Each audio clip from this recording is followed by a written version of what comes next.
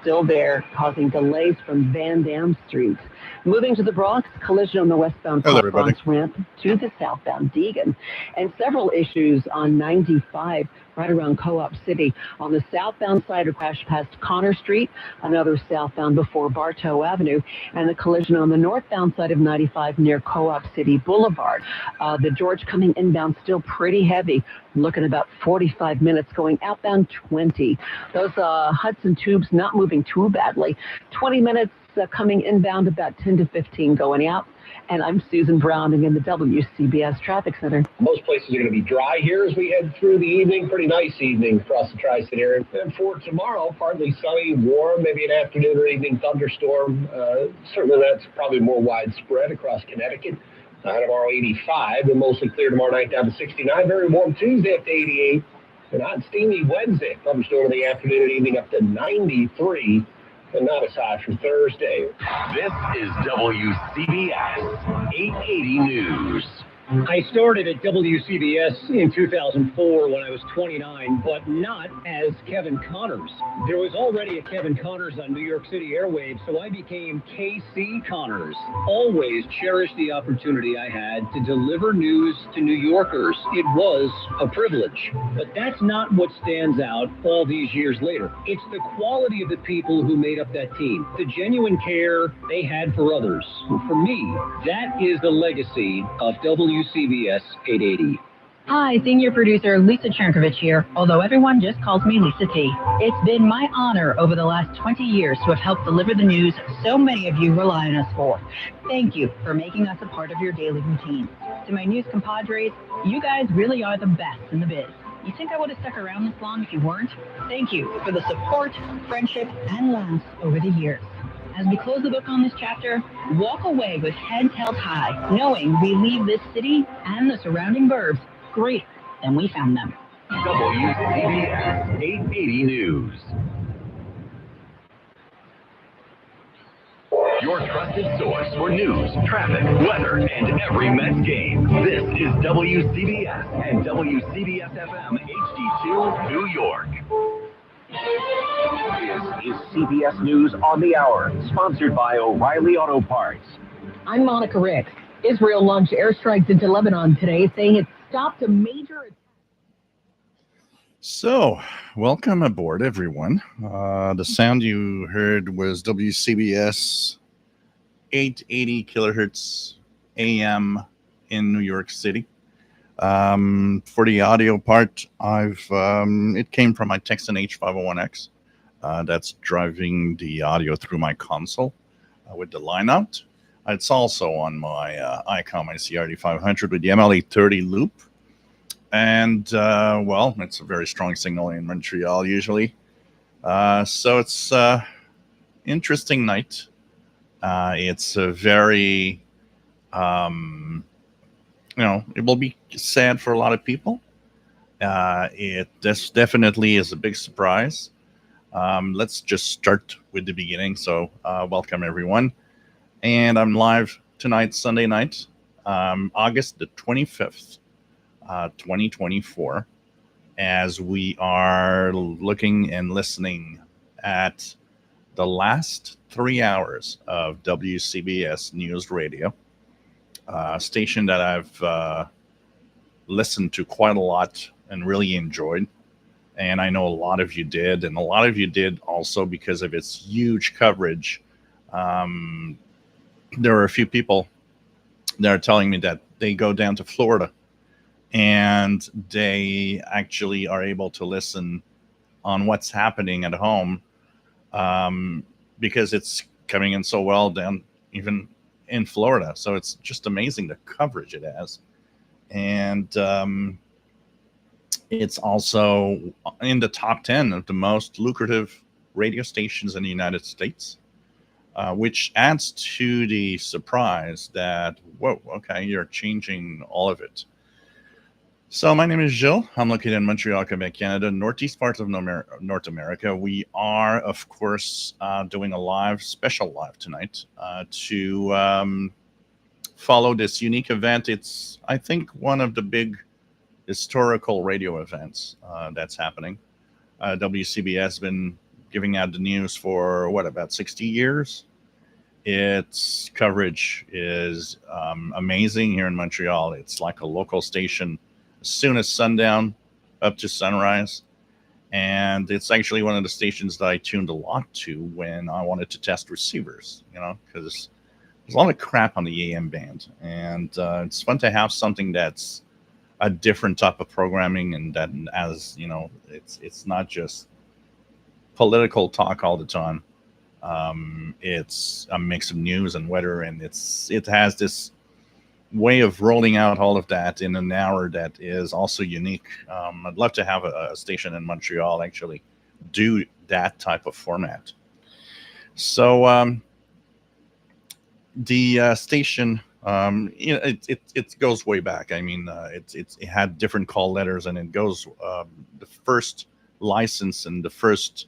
When you look at Wikipedia, the first license that will eventually one day become WCBS is issued September 20th in 1924, which means it would be 100 years for the beginnings that would eventually become WCBS News Radio 880. They were on a different frequency and 500 watts of power or something like that. And of course, through time, changed their hands, and when the CBS got hold of it, that's when things started to change. They had a period of time where they just had a mix of all sorts of shows. They had shows like some radio plays, and they had a comedy, and they had a mix of so many things with, of course, news bulletins in there and all of that. So just going to remove that. So it's very unique, and eventually became, of course, the news talk radio, the news radio station that we hear today. They've been replaying over and over all weekend. So on Thursday morning, they had a 3-hour show where they were able to express all of this in the news anchors and everybody at the station were able to talk about how they came to WCBS and bloopers and all sorts of things that happened, and the news coverage of different big events that happened over time. We can think of a lot of things in New York City, 9/11, and the famous plane that went down in the Hudson River, and all sorts of news. The blizzards, they were talking about the blizzards, all sorts of things that over time happens. And, a big city is a big city. There's often something major happening. So it's very interesting and very nice to hear them. As much as it's sad to see them go, I think there's one thing we got to give positive of this. And what happens is that they gave the permission to all of these people to express themselves as they're all losing their jobs. It doesn't happen often. How many stations, just like at CHLM in Hamilton, Ontario, it's like you just pull the plug. You're in the middle of a show. It's like, whoop, no, you're gone. Go away. We don't want you anymore. And nobody knows about it, Here, it's they were told that the station was closing down and changing format, and they gave them permission to talk openly about it, and it's really, really cool. And that we got to give them Odyssey a positive note for that. So at midnight and 1 minute tonight, station is becoming the ESPN sports station, and that change of format, unfortunately, I find it interesting that they're doing another sports station, because I believe New York City already has. So they have what, WFAN, and don't they have another sports? Isn't there like already 2 sports in New York? So it's something I have a hard time understanding why you want to add another one. It's like, too many of. I know a lot of people like sports. It's just like too many of a good thing isn't necessarily the best. So of course they're. So it's special. I don't know why. So it could have stayed like it is, but I guess Odyssey wanted out. Probably at some point they were like, well, if we get an offer and somebody want to buy WCBS, it's all right. It's over, and that's what's happening. But at least they're giving them time to, and I think it's going to help them too, because you could hear and you could feel the emotions of all of the people at the station that are realizing or are still not realizing that they're losing their job, but at the same time giving them the possibility of expressing all of that over the air. Maybe get some form of healing if you want. But wow, it's I think it was a shock for everybody. It happened kind of suddenly, and we just went to bam. Here you go. 880s changing format, going sports. It's like, whoa, okay, a 50 kilowatt station with sports that makes all the East Coast. I don't know. Maybe. I don't know. Is it gonna? I was looking at the details of the lucrative stations. So WCBS is one of the top 10 stations in the United States that makes the most money. But I also was looking at the listing, and WFAN is also a good moneymaker. So it's kind of interesting. But of course, WFAN is not an ESPN station. It's ESPN is different. So I don't know. Maybe they're wanting to do something else. They did say they were kind of having two types of a sports format. One will be different from the other, but still, it's a lot of sports. So I don't know. And I think for a lot of us, it's kind of a sad little thing. So I thought tonight, if you guys have any stories, by the way, that you want to share with me, I'll send my email. So if you have something you'd like to express, chat is kind of a little difficult to write long stuff. So if you send to official shortwave radio at gmail.com, any stories you have, I'll be checking from time to time about AM radio in your childhood and your teenage years, as an adult, stations that are gone that you were really, really fond of. I have several AM radio related stories that I want to share tonight. Some that I've shared already with you guys in the past. And all going to be pretty much AM radio related. And we'll try to keep it at AM radio tonight, as we're losing a big one at WCBS 880. So I've got a few drinks with a little bit of alcohol. So we're going to be, joining in. And any comments, anything also in the chat that, I think we're going to have a nice discussion here with all of this. I'll go quickly, say hello to everybody. J Projects, nice to have you here. Danny, Shortwave Radio DX. The Shortwave Archive from Colorado. We have we have. Let me just go down here.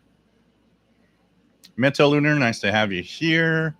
Bobby, nice to have you here. Master Players Radio and Television, Morgan City, Louisiana. As Meta Lunar says, WINS, WINS, which is also a lucrative station. It's in the top 10 of the most lucrative in the United States. Has one big flaw for us here in Canada. 1010 is most of the time CFRB from Toronto. And rarely do I get WINS well enough to listen to anything. So, if it was just, well, you can move from one to the other, okay. But no, here it's impossible. And I don't think WINS has the same coverage that WCBS had, honestly.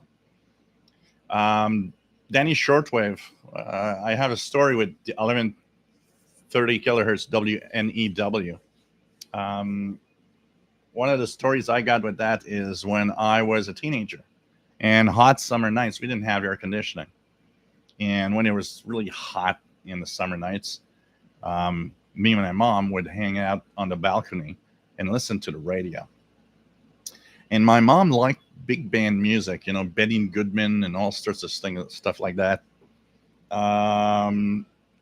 So while tuning the AM band one night, I came across WNEW in the 80s on 1130, which was playing big band music.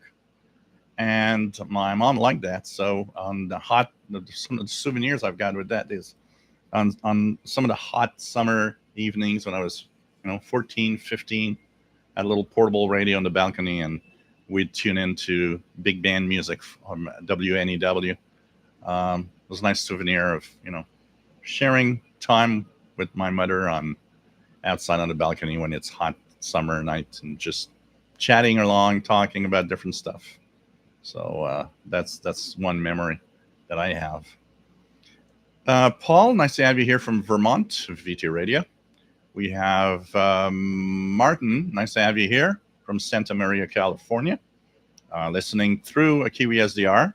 So it's pretty cool. Al, nice to have you on board listening to WCBS in Rhode Island. And pretty cool to have you on board. What else do we have? Let's check out here. TVDXer, salut, ça va bien? J'espère que tu vas bien toi aussi. Nice to have you on board. Tasso V, nice to have you on board from New York City. Fred Waterer, nice to have you on board. We have Tasso listening to 880 on his Sony ICF 7600D. Sad to see the station go. Martin says been listening to AM radio close to 35 years. What do we have? Patriot JC, this is about the demise of WCBS New York, unfortunately. What else do we have? Yeah, I listened to in the past couple of days quite a lot. I listened to the first special show they did on Thursday. I listened through a Kiwi SDR because in daytime 880 doesn't make it to Montreal.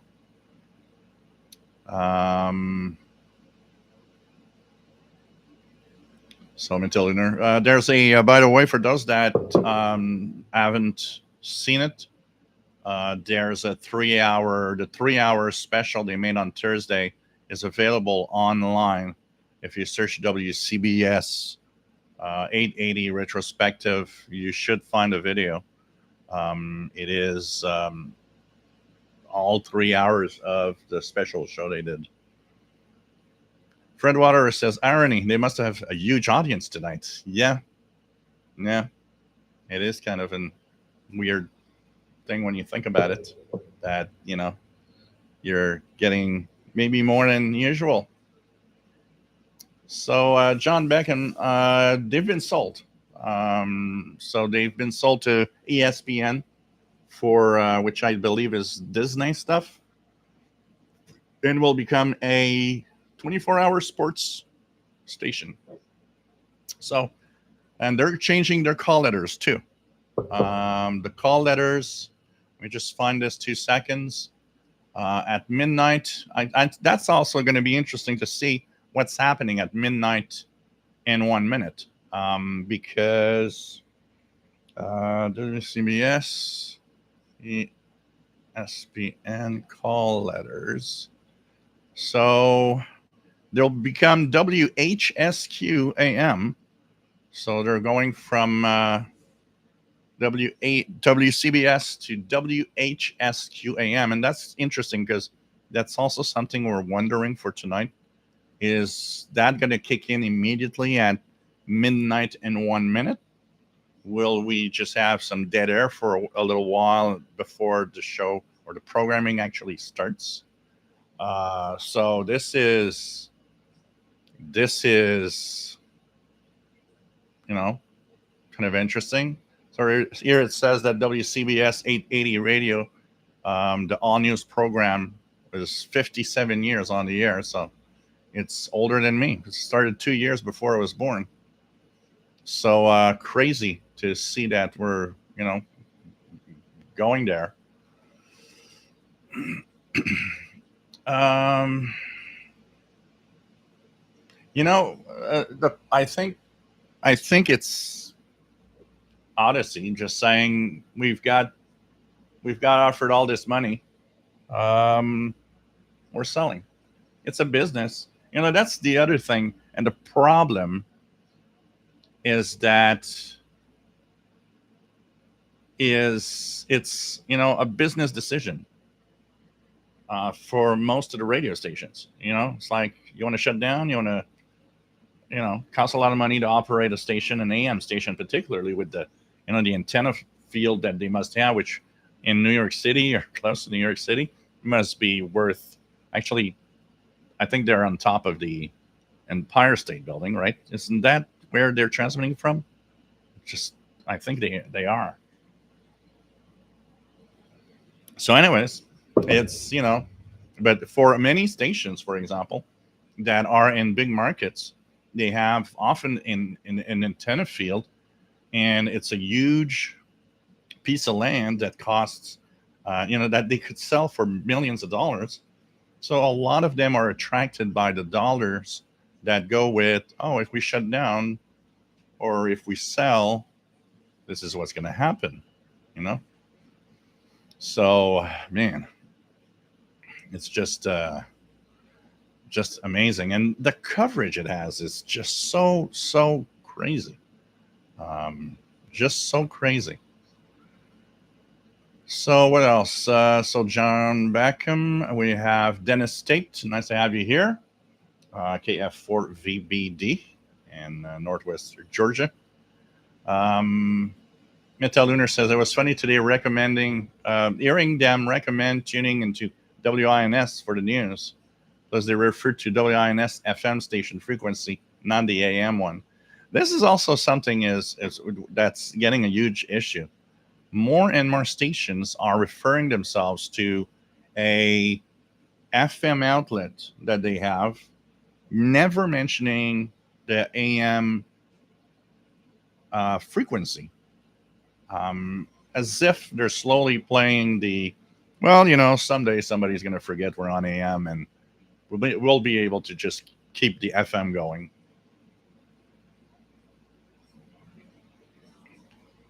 Shortwave archive. I really hope this doesn't happen to other stations, especially WBBM. Yeah, Bloomberg station. Here, like I said, WINS is impossible.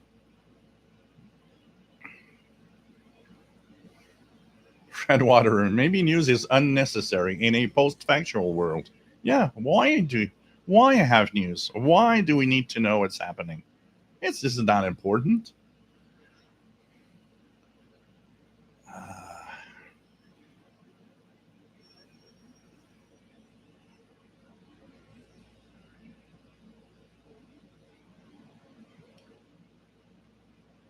Yeah. Young, nice to have you here. Danny Shortwave misses CHML 900. Love the old time radio show. Nathan Petrovsky, nice to have you here. So, yeah, business decision. So, Jeff Ford, nice to have you here. Richard Myers, nice to have you on board from South Dayton, Florida. And fading in and out on his XH Data D109WB. So it's pretty cool.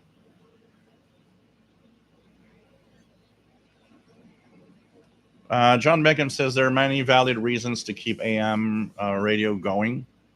I do think so also. I always thought about one thing about AM radio, which should have been a rule. When we listen to our music, when I was a teenager, I did listen to music on the AM band, but most of my listening was on the FM band, which had a higher quality audio. And when they started to, like, for example, the CBC, which was on 690 in French, 940 in English, when they moved that to FM, my first thought way back then is, this is a nonsense. Because the coverage of the CBC signal on 690 and 940 was huge because it's on the AM band. And automatically putting an FM station means, you're going to cover less and even have problems. And actually, they did have some problems. They had to put some kind of repeaters here and there because people weren't hearing CBC. In some parts of Montreal. And the first thing that came to mind when that happened is, why isn't there a rule that you keep talk radio on the AM band? It's perfect for that. Its audio quality fits the human voice. And keep the FM frequencies that are left for music only. And let's make it that, we've got the talk radio band and we've got the music band. And talk radio and anything talk would be on AM. And anything that was music would be on FM. And I always thought that was actually the most logical thing that could have happened to the radio industry. Talk on one side, which is AM, music on FM. Keep it that way. Why not? But obviously, it doesn't work like that. And, anything's possible on both bands. So, I don't know. There are ideas sometimes that you're like, are they playing music? Yeah. There's some music playing right now on 880. London, 19657. Nice to have you here. Gary 24 fan, nice to have you on board. Says Boston is going to have a third all sports station soon, and it's not nearly as big a market as New York City. As I stated on your Facebook page, there are enough sports stations out there. Yeah, definitely. TV Radio 1972. Nice to have you here, Michael, from New Jersey on this last day of WCBS 880. It's nice to have you all join. I thought, so when I heard WCBS change, at first I thought, this is sad. I thought, I'm going to record the last hour, put it on the YouTube channel. And as we were moving ahead, I thought, this is a big event. And a lot of people are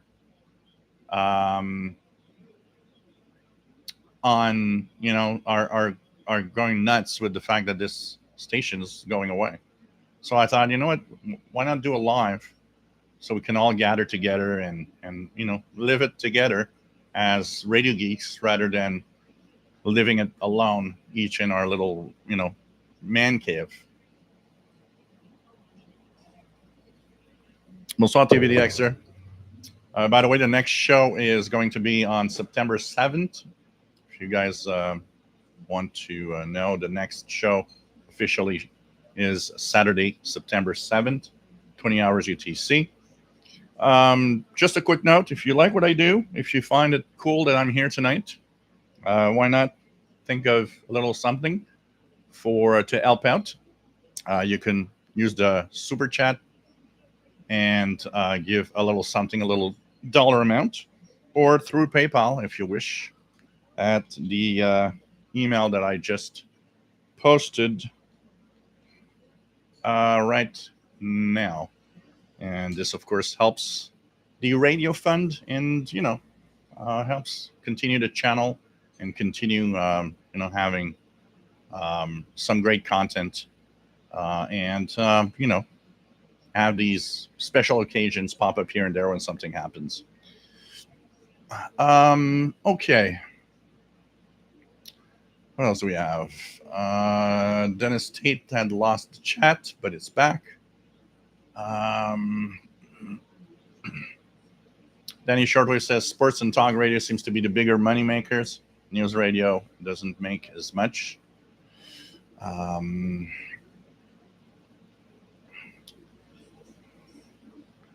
Martin says, notice ESPN is becoming more common, but did not notice Fox Sports radio stations. Not as many Fox Sports radio stations.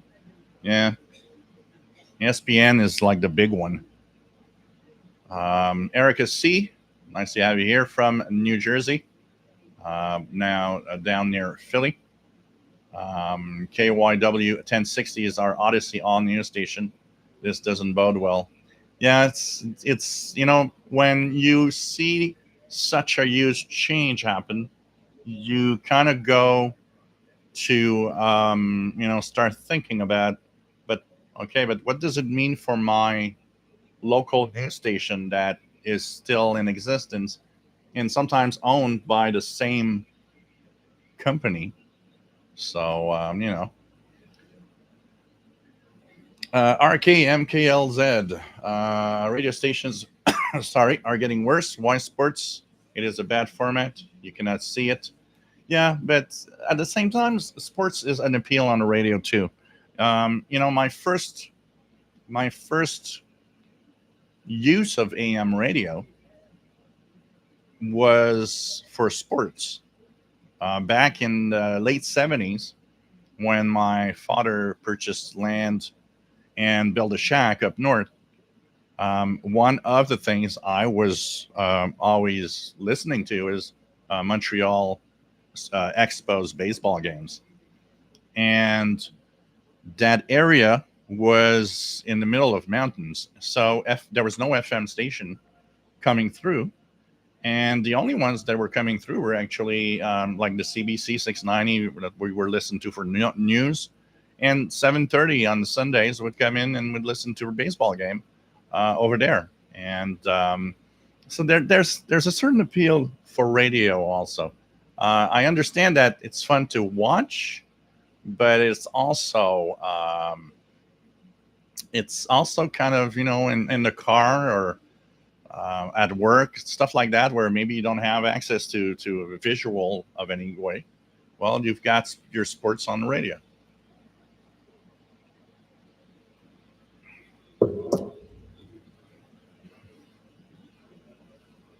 So TV Radio 72 says, I'll keep mine simple for the chat.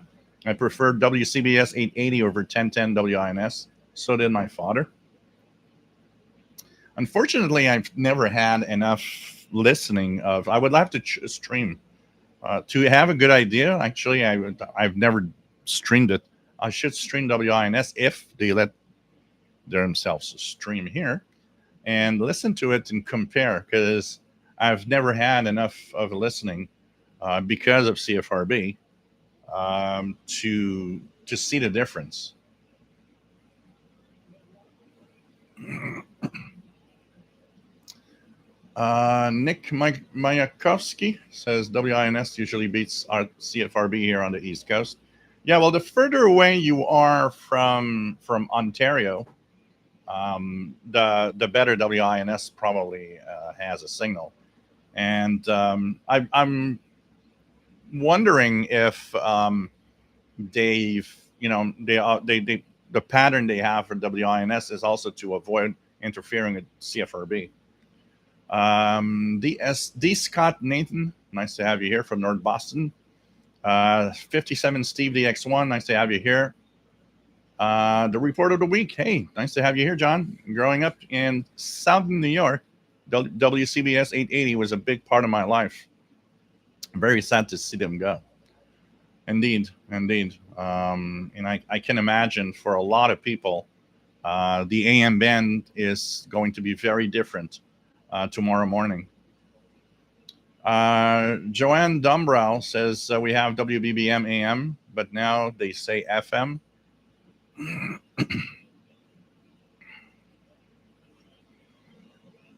Yeah, sure, absolutely. Shortwave archive.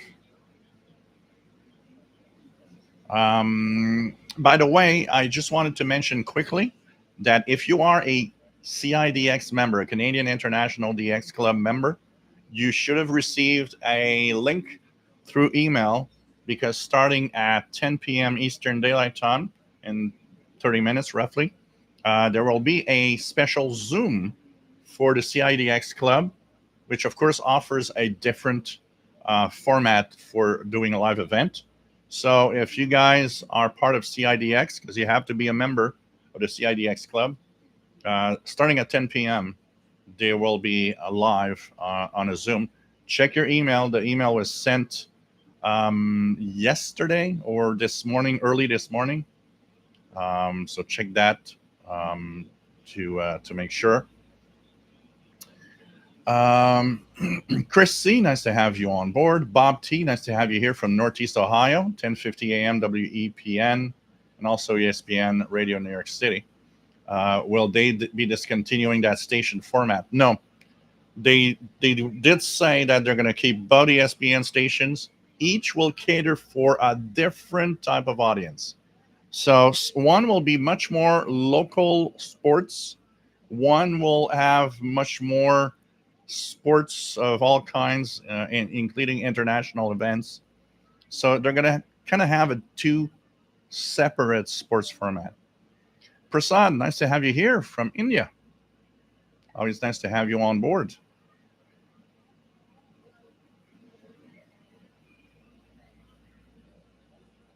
So what else do we have? Yeah, that's Tasso is saying it. Two different. Chris, nice to have you here from Quebec City.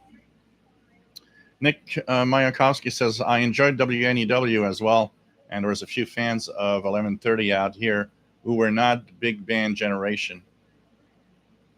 It's easy listening. I was not, it was my mom's generation, but I enjoyed listening to it. It's just entertaining. It's kind of joyful. I always loved it.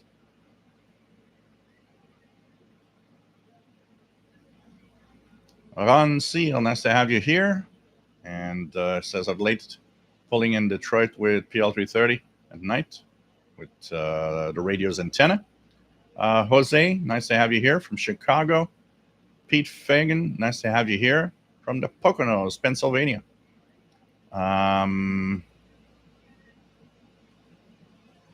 Do I feel news radio is dying? It's hard to grasp. I don't think it is if you look at numbers, because like I said, if you look at 2023 numbers, WCBS is in the top 10 most lucrative stations in the United States, which means a lot of people are listening to it. Its coverage probably helps a lot also, but no, I don't think it is. I think there's place for news radio. We need to know what happens, and we need to have a way of getting that news easily. The danger today, and it's probably what scares me the most, it's too many paid content today. You go to cable, you got to pay for the news channel, you got to pay for this, got to pay for that. News should be free. News should be out there. Of course, stations put ads on and stuff like that, so that it's a business. You got to make money. It's all right, but we need news formats. We need to know what's happening. We need to have different outlets. This is a big one that we lose. I believe.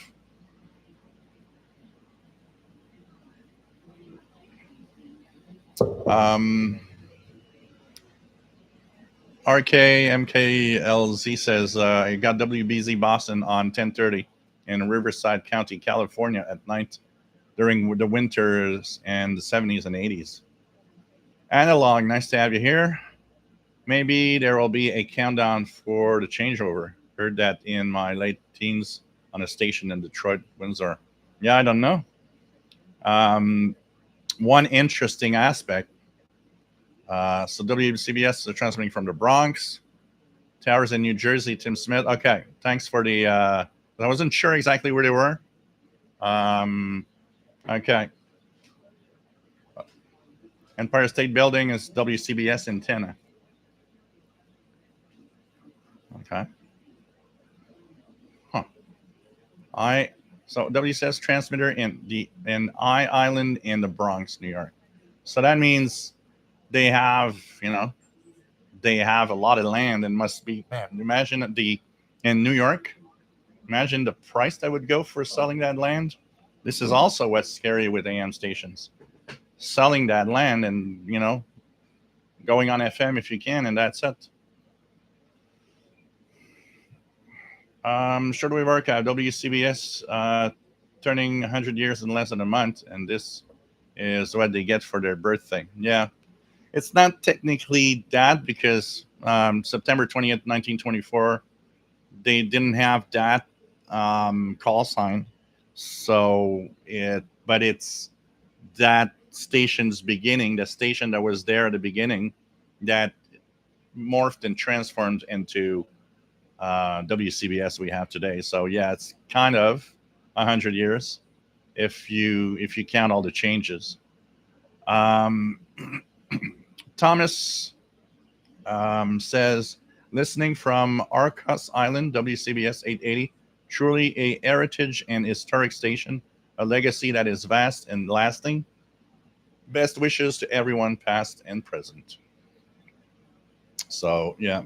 Analog says, yes, AM is great for talk, FM is great for music. Yeah, that's always what I thought, is why not? It would have been nice to have a rule like that. Kevin, nice to have you here. WS2H, my local AM station, going to miss it. 1010 AM WINS radio is similar, but not as much wattage. Steve Burnham says, good night, and I remember finding AM 740 Zoomer radio in my early 20s, playing big band music. Until 2010s, they changed their format to now play oldies.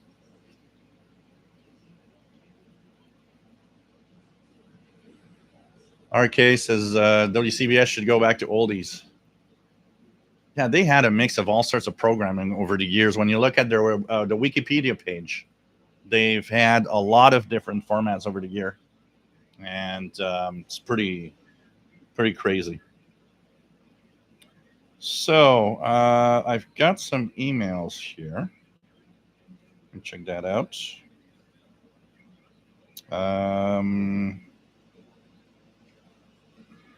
J Project says AM radio in Southern California. It says AM was the earliest listening for me in Southern California growing up, and the new millennium. 760 KFMB talk radio, now KMYI sports. AM 600 KOGO with Coast to Coast. KFI 1070 News Talk, just recently celebrating 100 years on the air, pushing their FM simulcast heavily. And KTNN 660, the voice of the Navajo Nation, among others, over the years.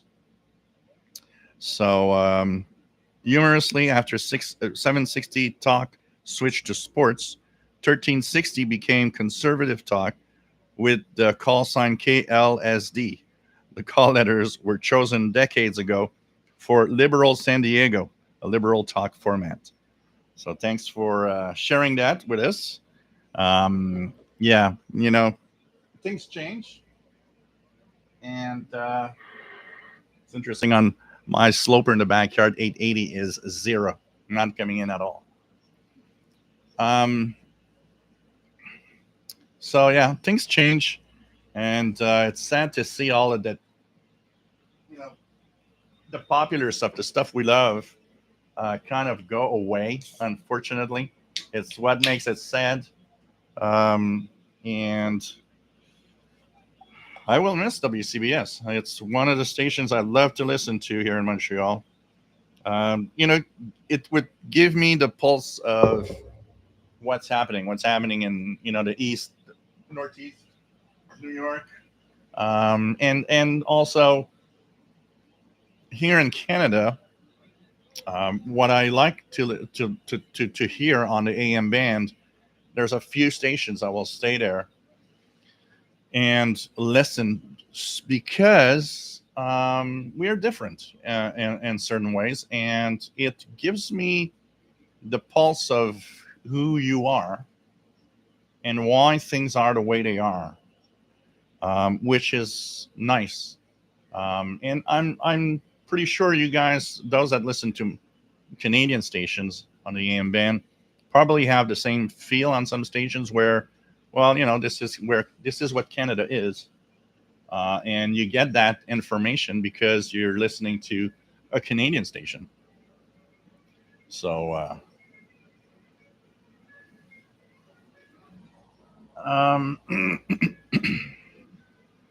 yeah, I remember that John Beckham's talking about the AM radio signals fading. I remember going to when we would go up north. There were two places where the AM stations would fade.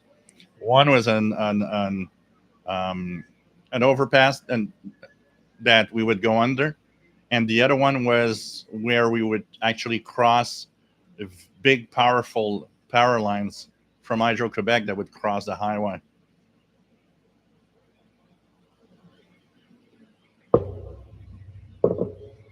Dave Thought says CFTR 680 is a prime piece of land of Lake Ontario frontage here in Grimsley that developers would love to get their hands on. And that's often one of the reasons why the stations go away, because somebody offers them a huge bag of money and they're like, hey, the hell with it.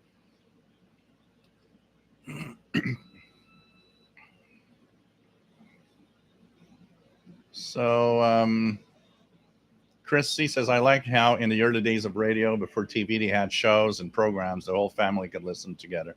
Yeah. I'm still fond of something that is amazing.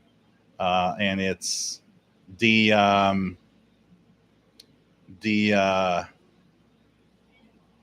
old time radio shows where, it's like a,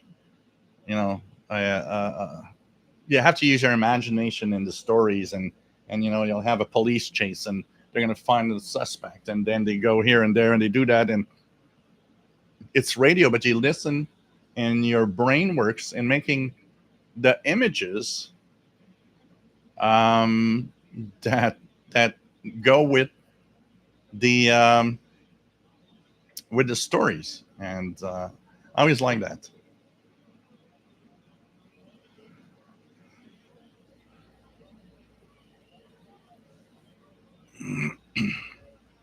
Mad Radio DXer, M7EIW, nice to have you on board from the UK. Says, sadly, I think North America is getting a taste of what's been happening to medium wave here in the UK and Europe over the past few years. North America is still populated with a huge amount of radio stations. I mean, there's a slow decline year after year. We have to understand that, yeah, there's a decline in the number of AM radio stations. But it's still not bad. I think one of the biggest problems we're having in North America is the type of crappy programming that's put on so many of these stations that could be so much better and so much more interesting, honestly. So, Analog says, yeah, my dad and grandfather always listened to baseball and hockey on the AM. Fred Waterer, Vive les Expo. I miss Expos games.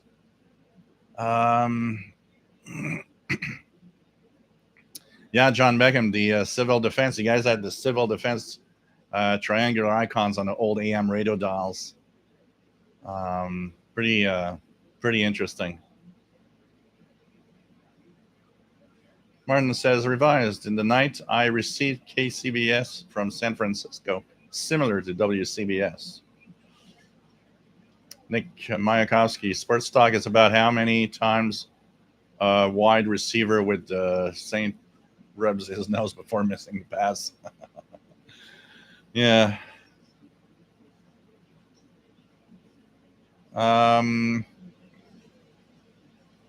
So Shortwave Archive also used AM radio for sports.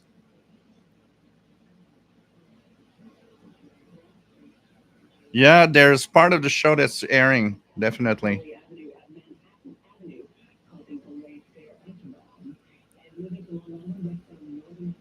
Frank V says, always listen to AM 770 in the 5 boroughs and parts of Long Island, WABC, and 1010 W News. May and me, yeah, a lot of countries are shutting down FM in Europe to go to the AB.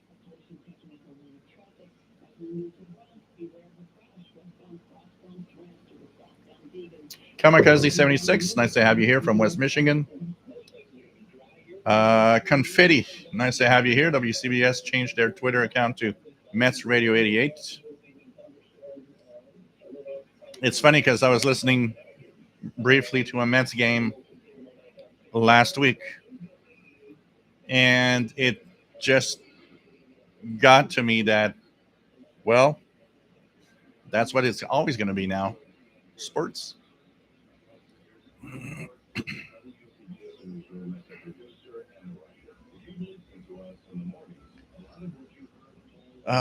Jason Roberts, nice to have you on board from the hills of West Virginia. Sad night in radio. WCBS has its usual strong signal tonight. They'll be recording the last hour or two for my archives. So, yeah, I think there's going to be a lot of last hour WCBS popping up. There you go. After what seemed like years of begging, Harvey Nagler finally gave me the chance to make my dream come true. From overnights and evenings to street reporting afternoons with Harley Carnes and Wayne Cabot. I never stopped considering it home. I always found my way back. And it'll always live on in my heart and the hearts of everyone else who found that same warm and wonderful connection there. 880, I'll miss you terribly. WCBS, through the years, continues. I'm Paul Bernay. And I'm Wayne Cabot.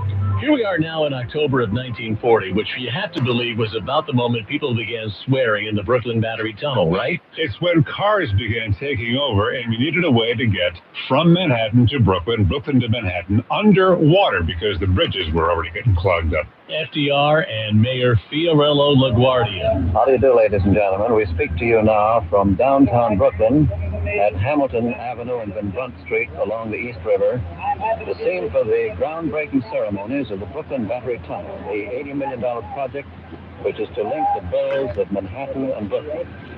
The preliminary ceremonies are now in progress, and in just a moment or so, we will take you to the speaker's platform. Interesting to have all the historical events and all the stuff. It's pretty cool. Enjoying the last hours of WCBS. Eric Cottrell, nice to have you here, and got back from the AM exposition. Hope you had a good time. Did you buy some stuff?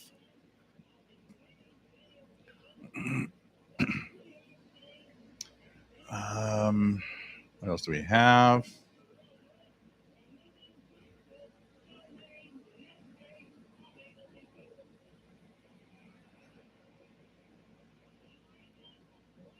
Doug Noble, is it becoming another all sports station? Yep. Yeah, Chris C. And that's also something that a lot of fighting went through. And it's obvious that the reason they want to do that is to, they won't have to have, all the shielding that they put in to keep the noise out. And that's going to make them get more profit. Eric Trail, it used to be news was more of a public service from the radio and TV networks and was not expected to make money. Yeah, well, that's, I talked about it so many times in the International Radio Report show, where every time I hear cutting a service is because of a dollar amount. For news, it's never a good thing.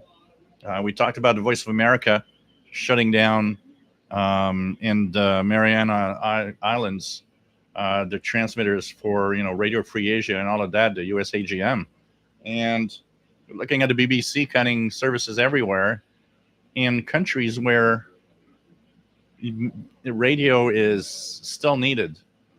There still needs to be that solution. But the problem is we've gotten into the, it costs a lot of money. Let's do it online. Yeah, but when the government shuts down the online part, they're not getting news anymore. It ain't really good. It is good when it works. It isn't when it doesn't work. Jean Arash, yep, WCBS, like a lot of U.S. stations, are not available in Canada when we want to stream them because they figure that it's useless to have, programming that isn't getting paid for, because in Canada, the ads don't really,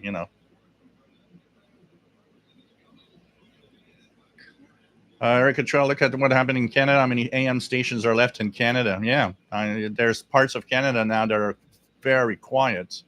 I wonder if we can have a quick number here. Number of AM stations in Canada. An accurate number. So, AM radio stations, but that's in 2020. 122 AM stations in Canada.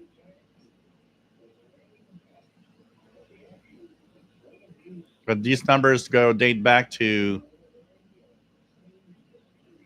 2020.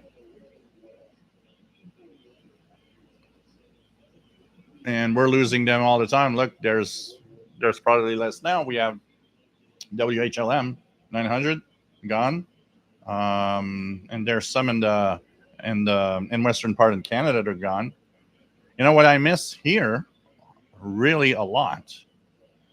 When I was a teenager, the AM band at a lot of these little local stations. So in the daytime today in Montreal, if you tune, what you get is almost exclusively Montreal stations. There's a couple of stations that come in, 2 from Ottawa. There's a couple that come from the state of New York. But that's pretty much it. There's almost nothing on the AM band except Montreal radio stations, which is the crappiest thing in the Montreal market for AM radio right now. But back in the day, you had tons of these stations in little cities around this Montreal area. So, I remember listening to Saint-Hyacinthe 1240, listening to one of the Laurentians, I think it was on 960 or something like that.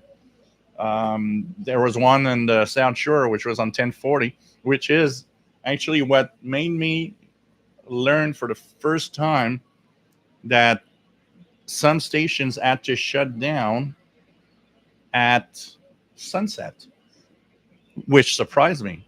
I was like, and they were calling themselves Radio Soleil, which is Radio Sun. And I remember one night I'm listening, summertime, and it's like the station stops, just mentions that due to the agreements of the CRTC and so on, they have to shut down at sunset. And I was so surprised. I was like, why? I didn't understand any of the propagation stuff back then. So I was like, why? Why are you shutting down at sunset? what happens at sunset. Today, now I know what happens at sunset if you stay on, but it was just so funny.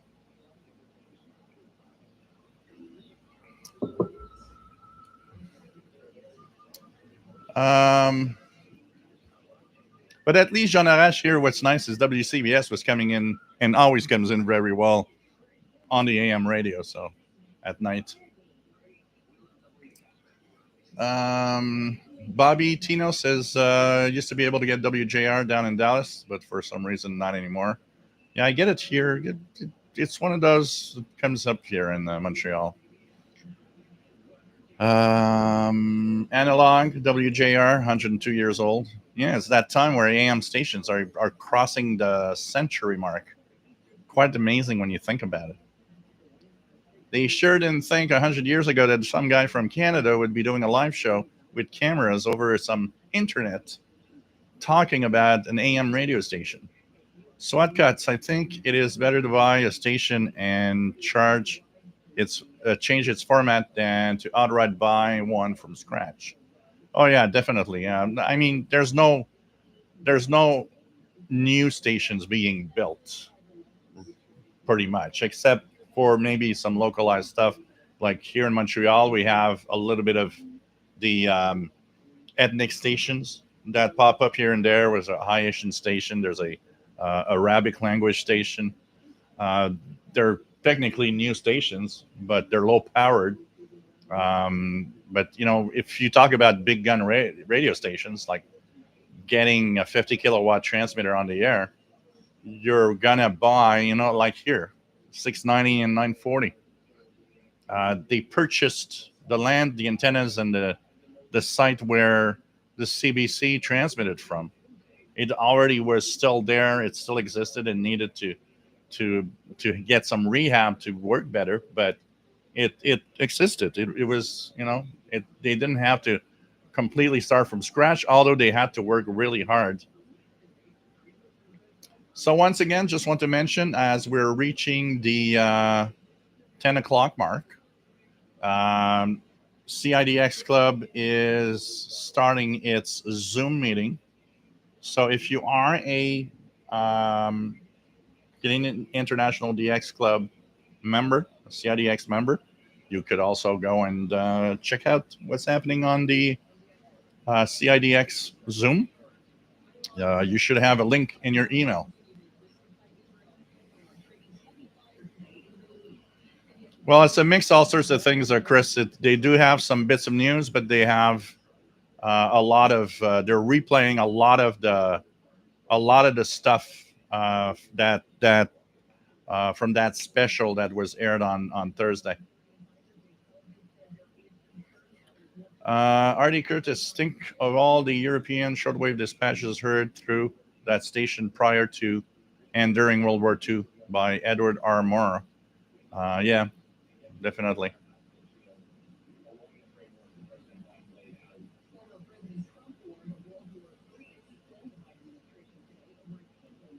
Just trying to get back where I was.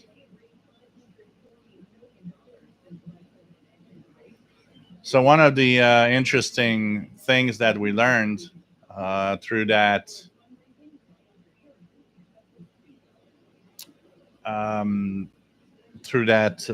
special show, the announcer that was given the task of giving the last WCBS ID tonight had to record it because he said that he couldn't go through with it if he would be doing it live. So that just tells you, you know. So, Yogi, yep, they're broadcasting local news, ads, and bits of their station's history. Analog says, yeah, CKLW. Thanks, Windsor. Coast to Coast was a big show, a popular show. Mike, WX50, nice to have you on board from Northwest Arkansas. Joshua, nice to have you here. WCBS is playing history after news. Really good tonight. I'm going to miss this. And so, yeah.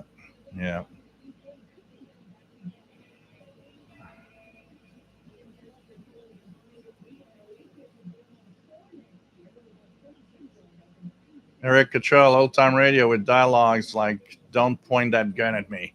Yeah. I like that. I love to hear that type of programming on this old Westinghouse. One night I turned it on. I was getting I don't know on what frequency, but I was getting some old, big band music, and I thought, wow, this is like the perfect programming for this old Westinghouse receiver. It's just amazing.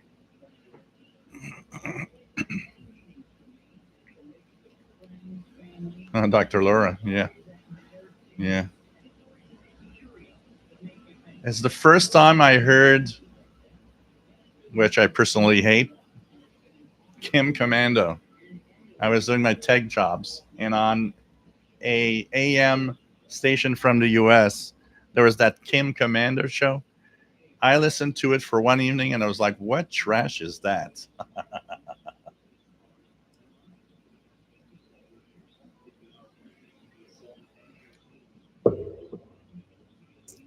Oh, man. SWAT Cuts. WBBM used to broadcast a program called Mystery Theater. I like the names they gave to these shows, too, back in the day. That's kind of cool. Take care, Paul, VT Radio, and stay safe. Gary 24 fan, my dad listened to many a Red Sox game on 9:50 a.m. WAGM out of Presqu'île, Maine. Yeah.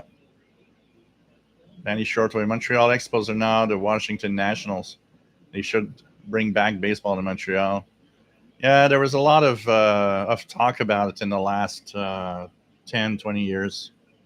But I think it ain't going to happen tomorrow. For sure. We should never have lost the team, first of all. It's as simple as that.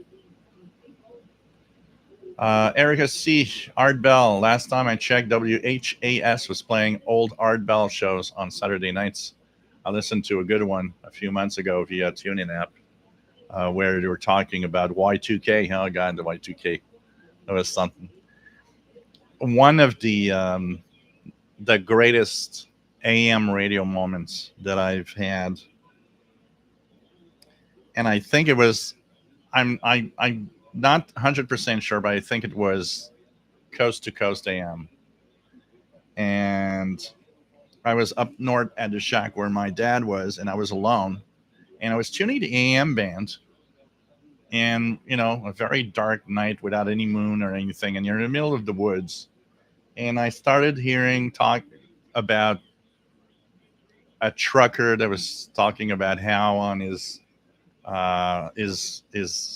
different trucking routes, he would sometimes, see UFOs and stuff like that. And it's the kind of programming that when you're alone in the middle of nowhere with just the woods around you, it's kind of spooks you out a little bit. So I remember listening the whole evening to that show, but it's at the same time one of those great moments, because it's like, well, it's not the kind of thing I go for, but now I'm in the middle of nowhere, and if there would be an alien or UFOs or anything, I guess where I am is the best place to come, because there's nobody around to see it. And I just listened to that show the whole evening, and they had experts, which I always found funny. So they had these experts that were kind of talking about it and showing all sorts of things. One guy was explaining over the radio how to do a UFO detection machine using a compass, because they had very strong magnetic fields. So with a compass, you could see if UFOs were getting close to you. And it was like, okay. So I remember I had a compass at the time. I put the compass on the table. And it's like, well, if that needle moves, I'm running away from here. It's just so funny. But it's one of those great moments. You radio is great because you have images in your mind that go with stories that are being told, and it's just great. And especially when that goes with a moment in time where you know you're at the perfect place for something like that to happen. One similar event happened, I think it was in the 90s. I was living in the other place before here, and we one night in a summer evening we had a meteor that crossed the sky, and there was a loud boom, and a lot of people started calling the news and saying, well, what happened? There's something's wrong, something's not right. And they were saying a meteor had shot through Montreal and actually had part of it had fallen in a and on a cow field south shore of Montreal. And that same evening, by accident, there was another kind of AM radio show talking about UFOs and aliens coming down, and your mind plays tricks. It's like, yeah, well, that whatever that it was that fell down, who knows? And listening to a show like that, and once again, your mind just races and starts, creating stuff. But that's cool. That's what radio is. That's what I love about radio also, is sometimes the imagination is more fun than actual images from television.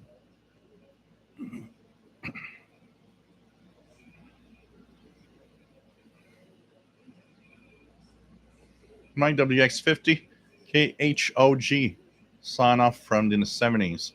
It's twilight in the Ozarks, most beautiful country on earth. Oh, man. I don't know what's going to happen at the end. Would they play the national anthem? I don't know. I don't think so. I think they're just going to move on to... We'll see, anyways. And the last... what we're going to do is... when we get to the last 20 minutes, I'll shut up and we'll listen to the last 20 minutes and going through the midnight plus 1 minute, see what happens. So, hey, Sheldon, nice to have you here. Hope the Zoom is going well on your side. And yeah, bittersweet for sure. For sure. Eric Cottrell had a good time at the exposition, but did not buy anything. I did see a pile of Radio Shack Pro 2004 scanners for $40 each. Wow.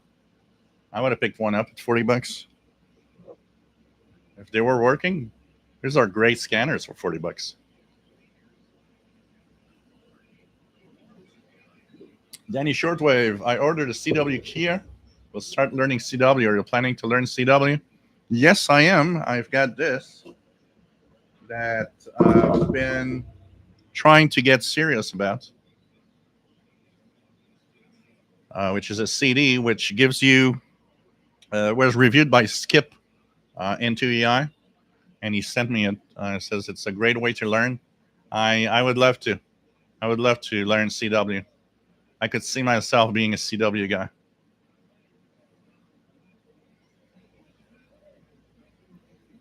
Jean Arash says managed to get it on a SDR site. You should be getting it at home with a portable. You don't have a portable radio? You should be getting it just at home, not even using an online SDR.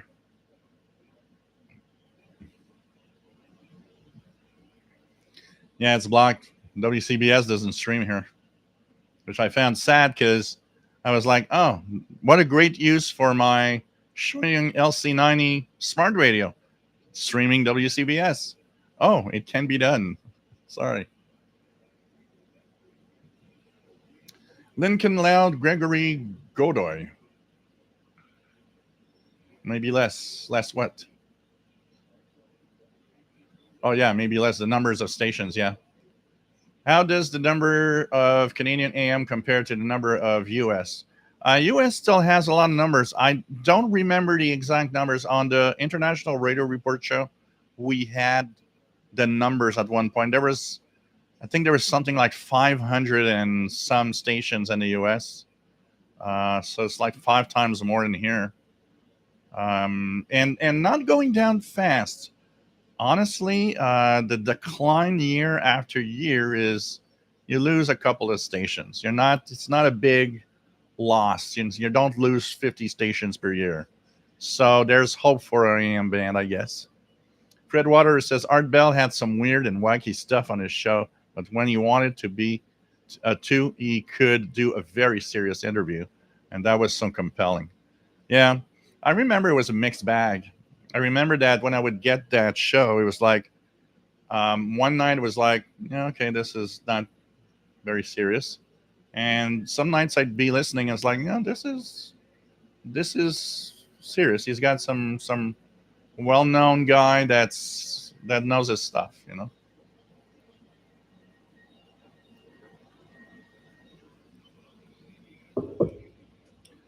Yeah, Chris, and being Marcus, like Montreal, we're getting the AM band is getting multi-ethnic here. We've got 690 and 940 that were purchased more than 10 years ago. We're supposed to be news talk stations, which made me very happy. I thought, this is great. Let's get some news talk stations on the air. And never really happened. They've been playing music for more than 10 years. And the same loop of music. RK says, I heard in Europe they are going to FM and internet. Shutdown of AM station is more and more. In Australia, they're doing the same. Yeah, AM is disappearing from Europe. Even the long wave stations are disappearing from Europe. And there's a lot of DAB going on in many countries. Mike WX50 says we just had a long-time AM radio station shut down, KURM, Rogers, Arkansas. They interviewed me in 1980 when I was graduating high school. Wow. Yeah, it's not impossible that we would, because from 2020 2024, there's been a few closures of Bell stations, CHLM 900. I wouldn't be surprised if we could be at less than 100 in Canada. Tyrone Walker, shame that they were trying to kill off AM. Yeah.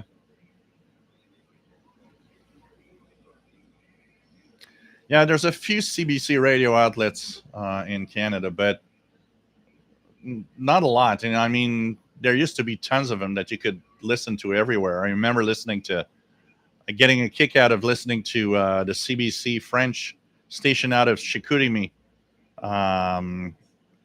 in Quebec. And that went to FM. And here in Montreal, the two big CBC stations, French and English, went to FM. There's just a handful of CBC AMs left.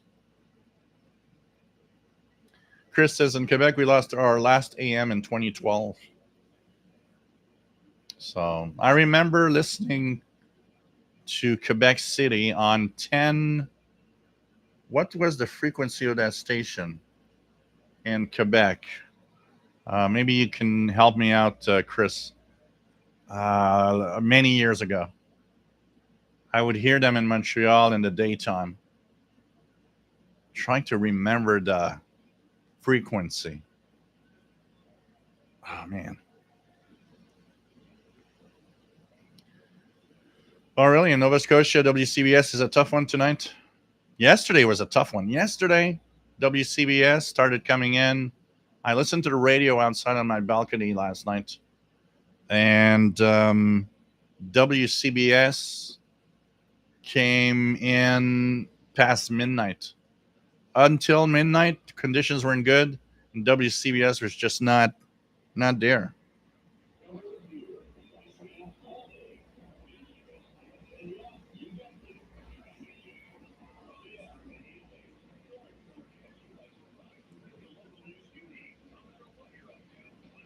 John Beckham, electric cars don't even put AM radios in their car cabins.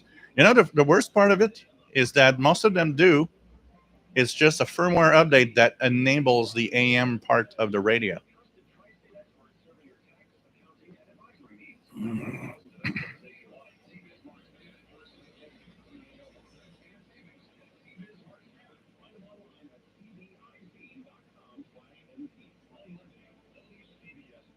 Oh yeah, Shortwave Archive. Do send me a meme, WCBS meme.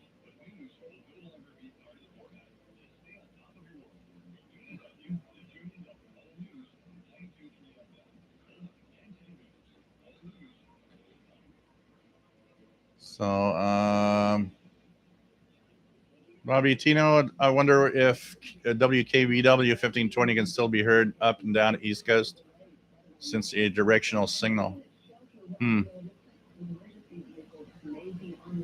Yeah, CHML, and that was savage. CHML 900 just pulled the plug like, yep, it's over. Go away. 1520 Buffalo calls itself WWKB now. Again, sports radio.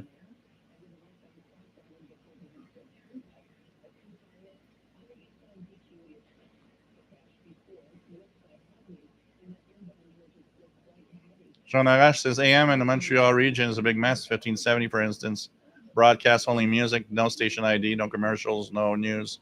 Actually, they have a mix. I've been monitoring 1570 at different times of day.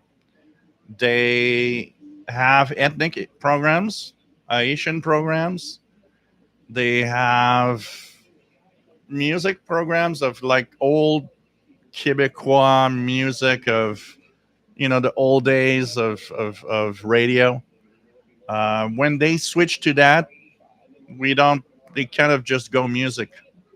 But there's a few ideas, and I don't know what's happening with them. They're that 1570. I remember 1570 CKLM back in the late 70s and early 80s. That was a powerhouse signal. CKLM back in the 80s was broadcasting from Laval into a east pattern and a northeast pattern. Here, well, I didn't live far from here. I was born only like 6 or 7 streets from here. It would blast away my radios. It was a big 50 kilowatt powerhouse back in the time. They had a call-in show where you could ask for your favorite songs. And I still remember I was so chicken shit of being on the air that I just lost it. It's like they had just played Beat It by Michael Jackson. And I get on the air. It's like, what do you want to hear? Beat It by Michael Jackson. And she just says, we just played that song. And I just said, I want to hear it again. And I was like, today I'm like, yeah, a kid on the radio. I mean, I was so shy and so lack of confidence, total lack of confidence. But that station from and back, wow, that was a powerful signal. Now today, that 1570 is kind of some weird mix of I don't know what. This is very bizarre.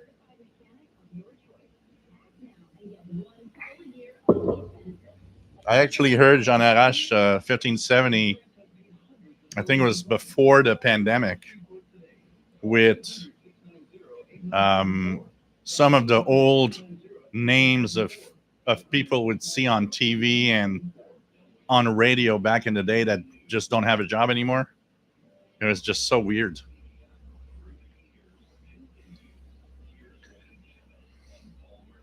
Robert Farrell, News Radio 88 with traffic on the 8s. Nick says, sometimes I can hear 1520, but there's so much static across the entire medium wave band now. Yeah, here I have a few places where I can, have quiet enough conditions.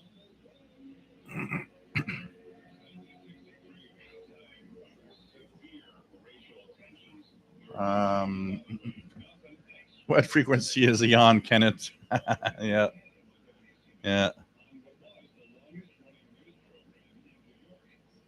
Martin, enjoy all the history WCBS is playing now of historic events. Yeah, absolutely.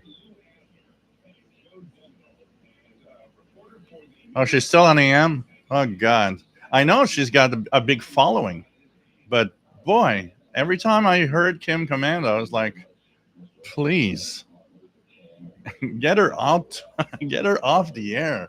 She seems more inclined to try to sell something than to really help anything.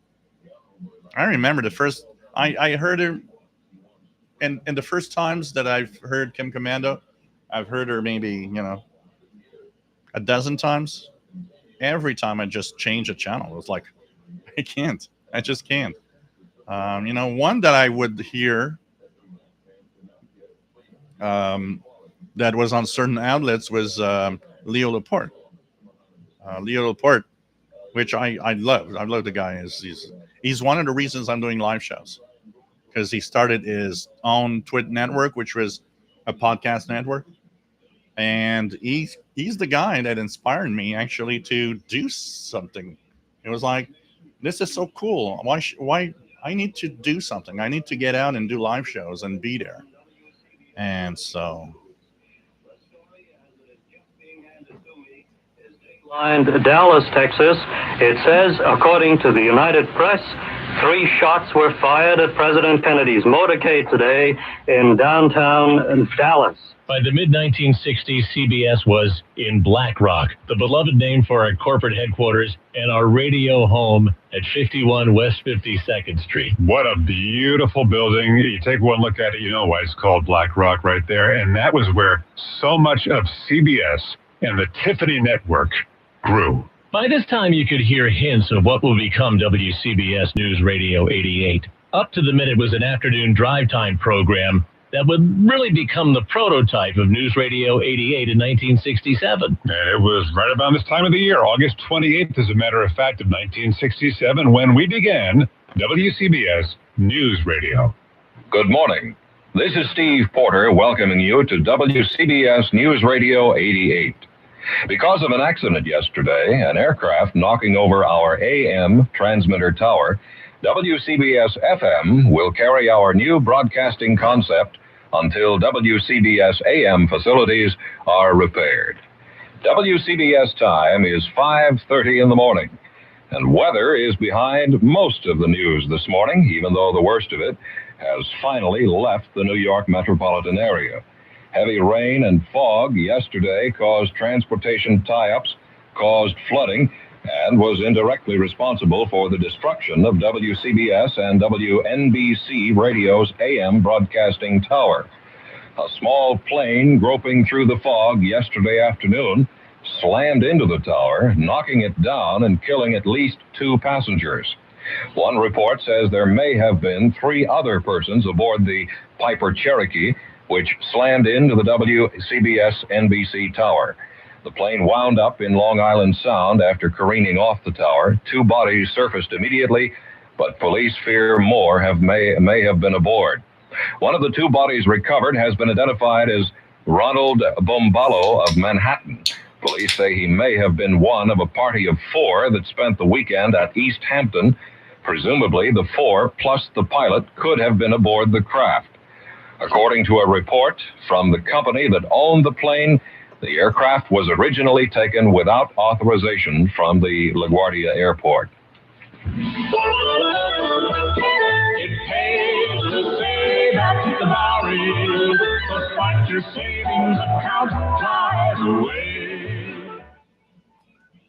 These old ads with those jingles, just so funny. So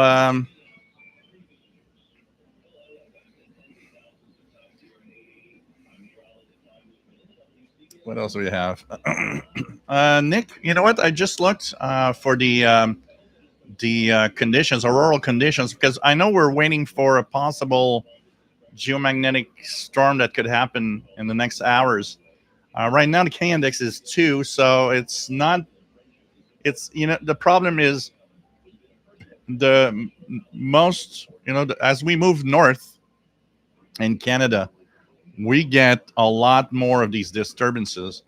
It shows particularly on shortwave sometimes when I'm doing a live show and K index is at 2 or 3. it's not that it's very high, but it impacts Canada much more than the United States because they're further down from the magnetic poles. So it could be some of that that's happening right now. John Beckham, Hart Bell has its own transmitter tower in his hometown of Pyram, Nevada. Oh, I didn't know that. Fred Newland, greatest Art Bell moment for me was when Art accidentally superglued his lips together live on air. I have the recording somewhere. Okay, that's not a good idea at all. Dennis State, I get spooked more in cities surrounded by people. Yeah, I guess. I'll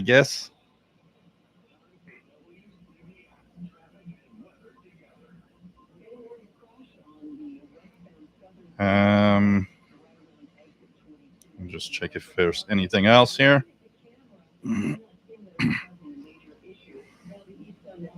Let's go. CBS meme.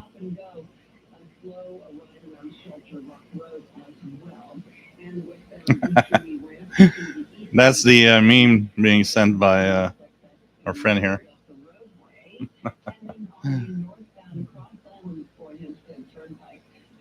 So WCBS Odyssey, and then it says WHSQ. Why does everybody hate us? You're gonna have some haters. That's for sure. That's for sure.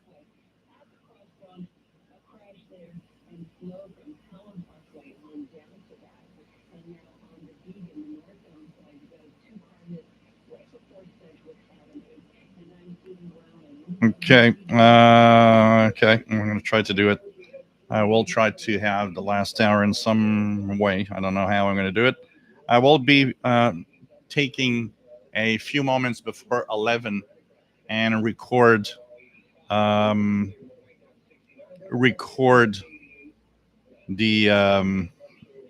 last hour. So I might just leave you guys with WCBS for a few minutes while I go set it up. Digital Gamer. Dear Jill, as a 15-year-old DX nerd, AM radio will always be in my heart. It has become a tradition for me to listen to AM radio during the new year and hear the different North American time zones ring in the new year here in Colorado. There is something about AM radio that FM can't recreate. Not even shortwave can.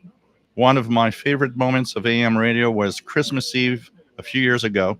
I was in bed with my 1980s Toshiba pocket radio and stopped on 880 KRVN in Lexington, Nebraska. They played a 1930s or 1940s radio play called Grand Central Station. It was set during Christmas Eve time, and it was a radio moment I will never forget. Thank you for doing this live stream. So cool. Thanks for the nice story. There's a lot. I think we all have our moments of radio. So Dennis State gets spooked more in cities surrounded by people. As I get older, actually, it's also the same for me.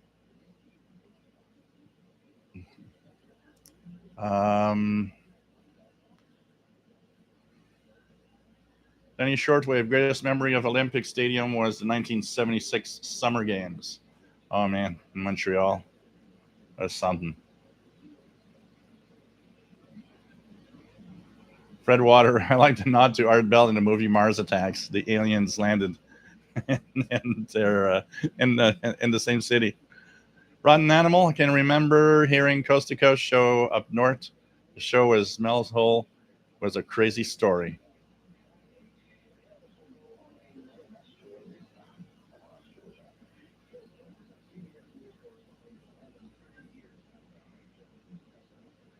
Oh man. Bobby Tino, remember Charlie Douglas and the Road Gang on WWL out of New Orleans? It was a cool program in the 70s. Yeah, he was actually in the Radio Hall of Fame inductees this week. He was remembered for his contribution and especially those shows which were meant for truckers that they spend all night driving and just listening to radio. AM radio is the big thing.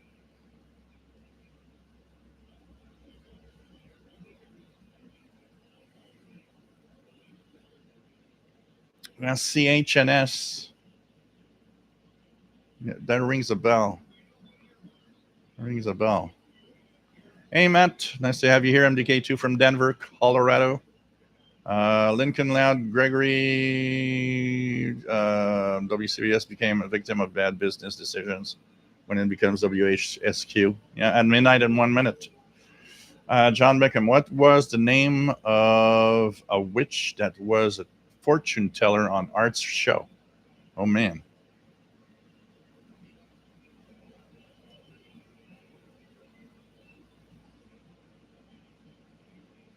Yeah, there's a lot of stuff like that, Rotten Animal. Like, you know, the guy gets operated on, and it's like, because he's got, you know, somebody else's, you know, liver, he's suddenly having memories of somebody of the past and something.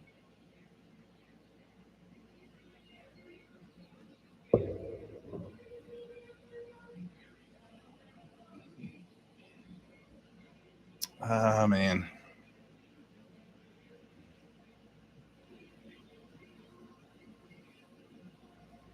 You know, when you go to YouTube, one of the things I like to do sometimes is to search for old broadcasts from the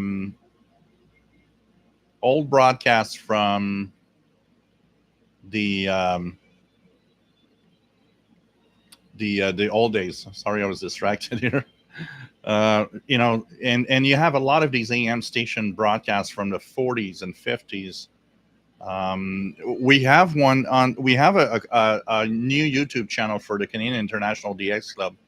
We're trying to get audio clips of shortwave, AM, longwave, anything from the past that we could put on, and, you know, try to keep them down to 3, 4, 5 minutes. We got actually a very, very cool clip on the channel, and it's a station from Honolulu in Hawaii. They are just talking about the Pearl Harbor attacks on December 7th, 1941, as they're happening. It's really, really amazing. I'm going to give you guys the youtube.com/@CIDX Club. Go and subscribe to this. We're going to add more and more audio clips of radio broadcasts as we get them. And so here's the details of that YouTube channel we started now. And we hope to have a lot of stuff coming up with old broadcasts of any kind.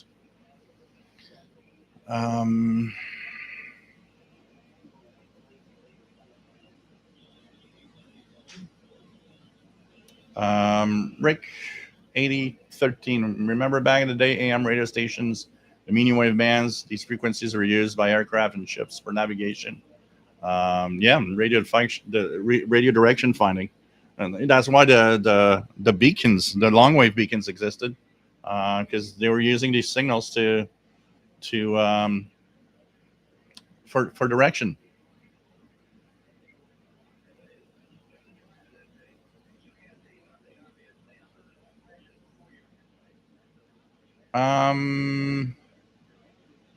So let's go down.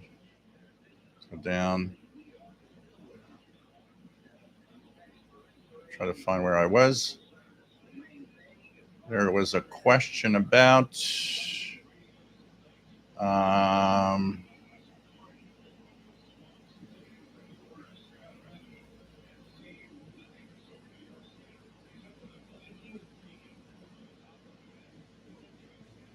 what else we have? I heard they want to stop including AM as part of car radios.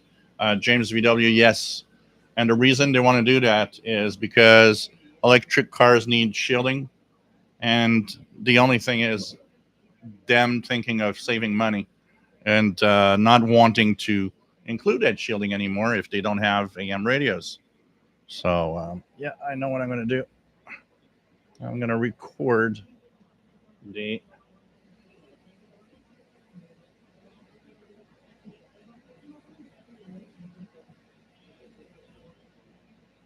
via QESDR on my laptop here. I think that's going to be the best option for later.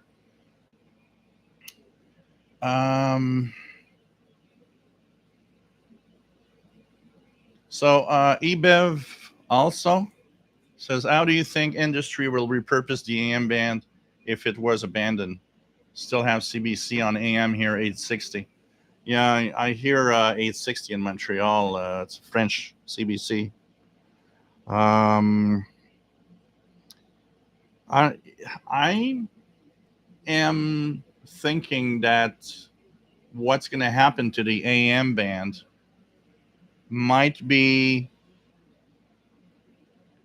losing big gun stations, aka WCBS style stations that cover huge distances. And what could be replacing it is local small stations, low powered, that cover just a community and focus on that community for the news, for what it has to give. I would think the AM band could serve that purpose.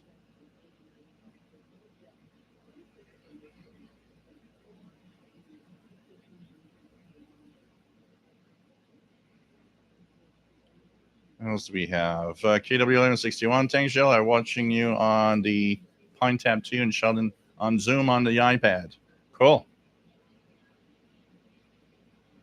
Sean Suber, hello from Columbus, Ohio. Been away for a while. Got my General Yaesu, and Yaesu FTDX10, and was swallowed by HFDXing.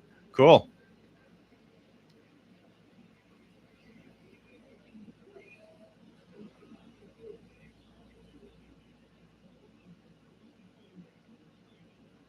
Yeah, the problem with all news is that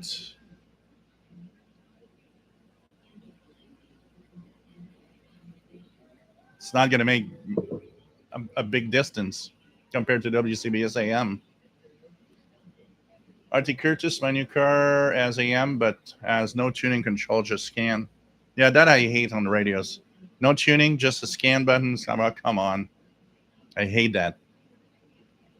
Matt says, I went to a local ham fest today and someone was selling an FTDX10 and I thought it was Joe. Congratulations. Sean, yeah. It's a great ham transceiver. But it needs, you need to study it. You particularly need the FTDX10 has one flaw out of the box, plugging all the stuff.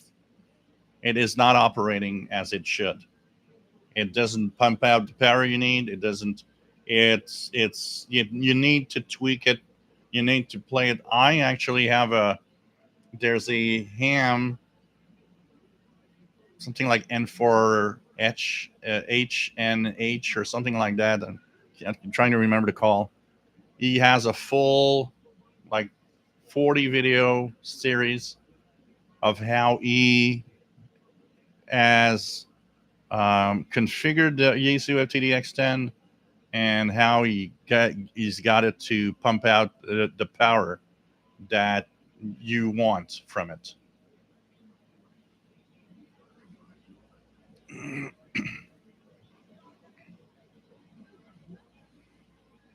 No, they are gone for good. Yeah, and that's what I thought, Jean-Arash. They're not going to be on FM. They have an FM outlet, but it's all going to the ESPN Sports. Dave says, as a teen in Niagara, I listened to 1520 WKBW Buffalo in the 60s. Oh, man.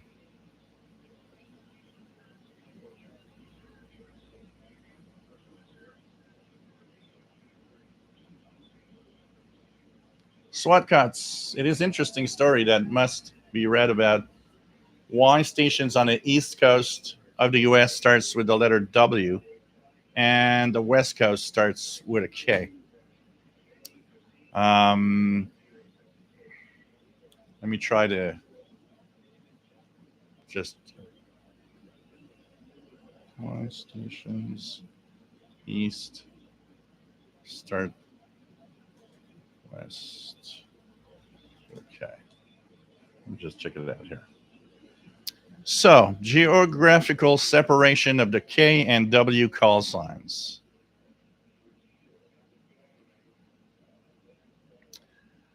Following a practice inaugurated in 1912, when the federal government first licensed radio stations beginning in 1921, broadcasting stations have generally been assigned call signs beginning with K when their community of license is in the west and with W in the east.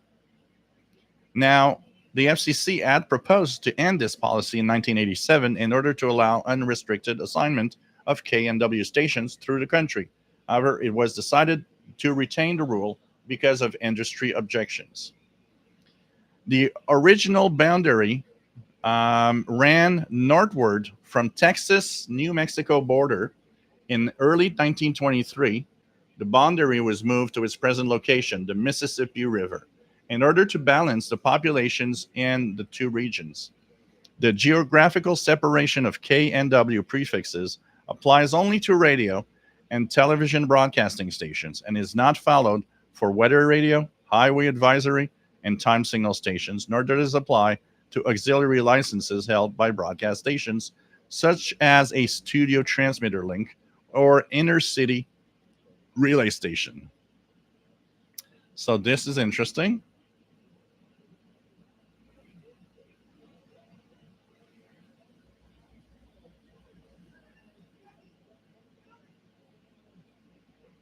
Although a long-established convention, the KW division has not always been rigidly followed. One prominent exception is KDKA in Pittsburgh, Pennsylvania, which was licensed in 1920 during a short period when new land stations were issued call signs from a block of letters that had been reserved for ship stations. Another is KYW, which was originally launched in Chicago by the Westinghouse Corporation in 1921 and later moved to Philadelphia. The call sign was temporarily transferred to Cleveland, where it was used from 1956 to 65. This is interesting.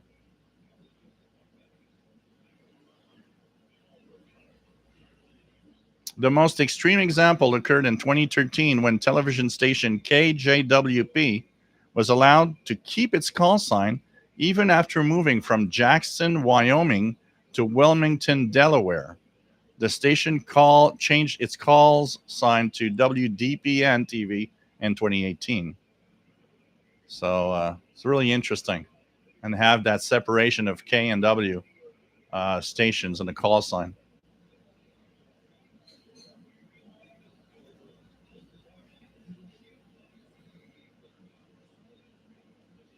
Adrian Canoza, nice to have you here monitoring this historic day from the Philippines. Nice to have you on board.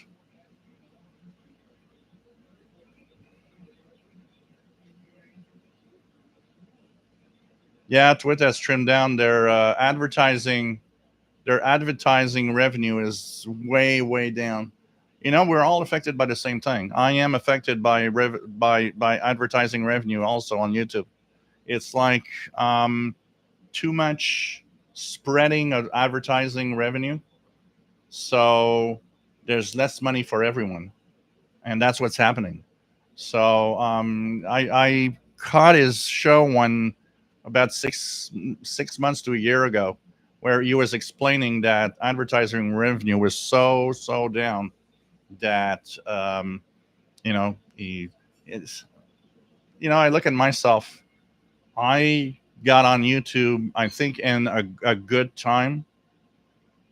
I'm looking at today, if somebody would start a YouTube channel to make money, I would not be sure today that would be the way to go anymore.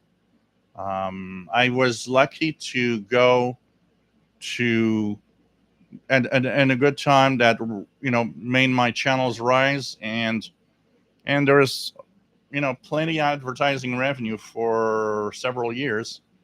Until now, it's dwindling. It's like the revenue today on YouTube is, at least in my case, it's variable for a lot of people. A lot of YouTubers are like at 50% drop. I'm not. I'm maybe 25 to 30%. Still, it's a drop. You got to work harder to get that, earn that money. But he's affected by that too. Less advertising and all. It used to be huge. That operation, when it was at its biggest, was huge for the Twin Network.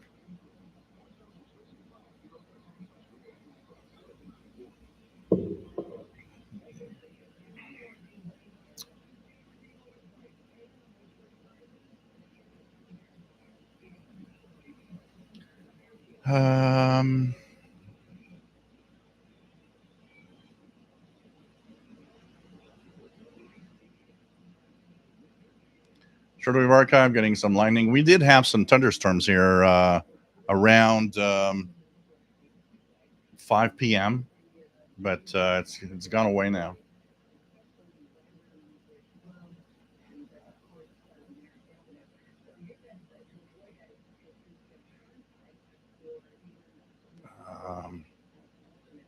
Can I tune to the CBC French service? The one from Toronto, if that's the one you want to hear, is just a little bit down. So here it goes.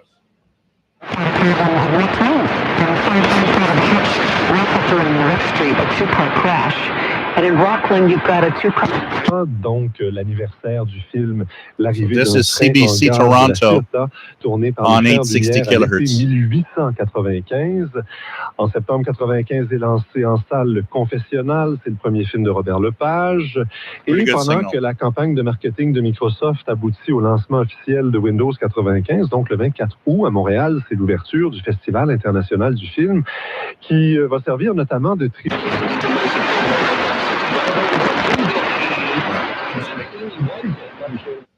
Fade of WCBS right now. So you just heard the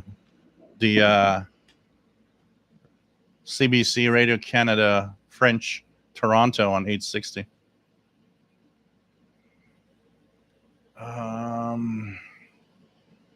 Yeah, Contact, Jodie Foster. I love that movie. Love that movie. Yeah. Contact. That was great.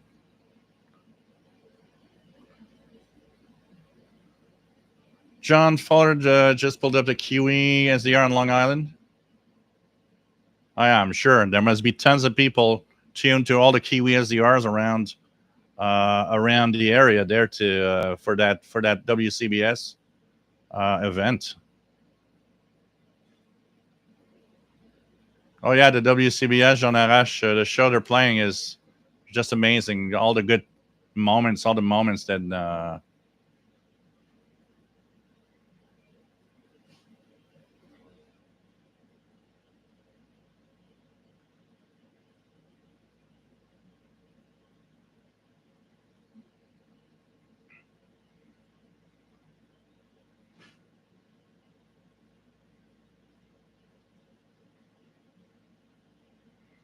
J Projects, the K3 FEF of the SDR gets 880 well and is limited on users.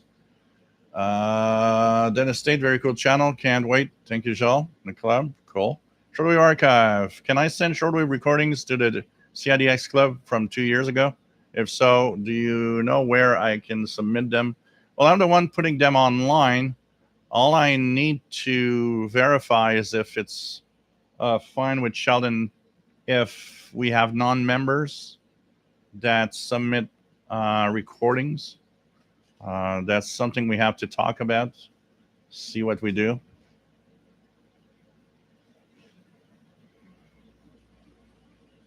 So I'll let you know, keep in touch.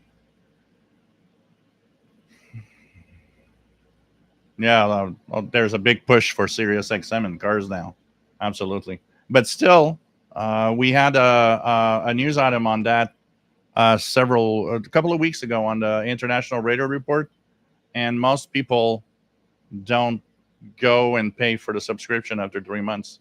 they still continue listening to good old radio.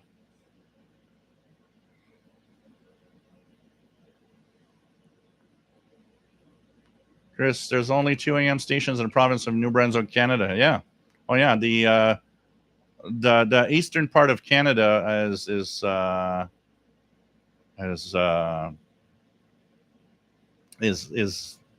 very quiet on AM signals. John Beckham Joe picked up a 1989 digital AM/FM stereo receiver through eBay, and it picks up AM signals pretty good with my portable AM antenna. Cool.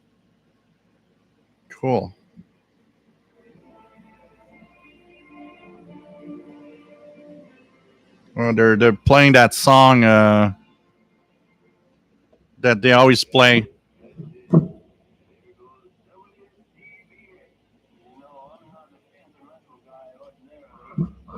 Oh, look at that. Friend. Yeah, cheer up, pal. Your friend just changed his name. Well, I hope he does as well by the new name as he did by the old. Well, I'll tell you one thing, my friend. He'll be in there trying. WCBS. WCBS. Yeah, rolls off the tongue all right. Yes, sir. WCBS. WCBS. Sounds very good.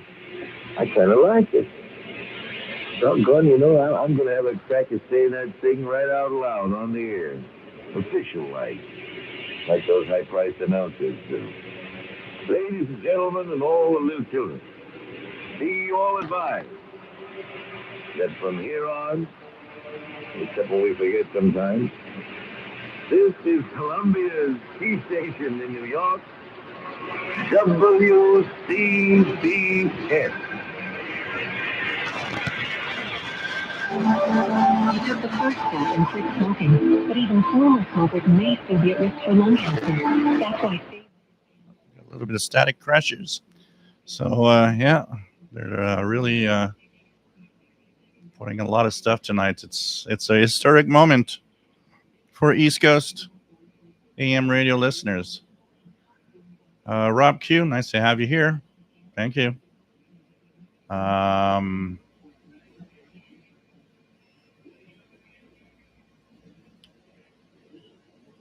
else do we have?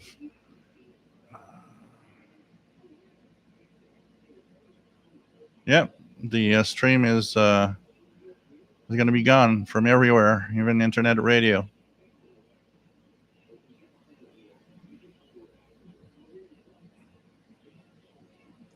Mike WX50 says, remember looking at these realistic stereos at Radio Shack back in the day? I was like a kid in Candy Store with shortwave radios and stereo. Yep. Redwater, Buffalo, New York once had a great variety of radio with consolidation. All stations are owned by the same company. Now you have Sports Ghetto on 550 and Kunstock Ghetto on 930. And, yeah. Unfortunately, radio is being messed up by the big companies that own them. We have a big example here in Canada with Chorus, which is just crapping out everything. Yeah, midnight, Matt. Midnight and 1 minute exactly Eastern time. We're not sure what's going to happen exactly then, but midnight and 1 minute. Time is going fast. We're an hour away, almost a little more than an hour away.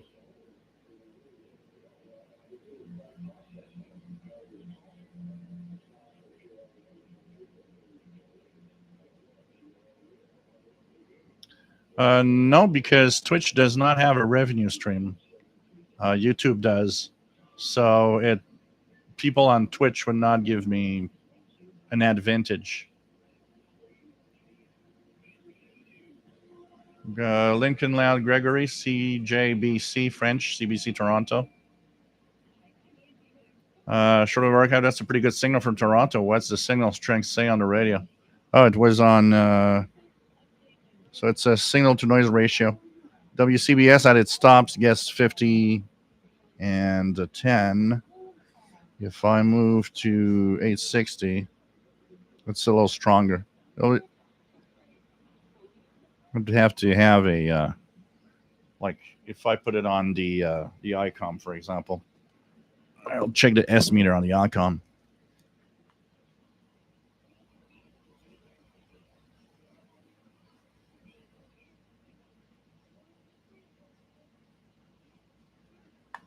Eight 860 on the ICOM is at S9 plus 10 right now. A very strong signal. This is using the MLA30 loop, by the way. So let me try something here. I'm trying to find myself a spot on QESDR.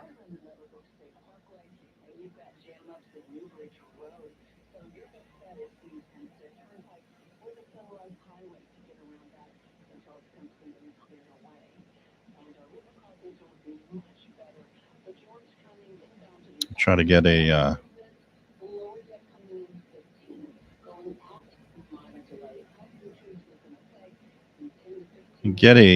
radio teletype on my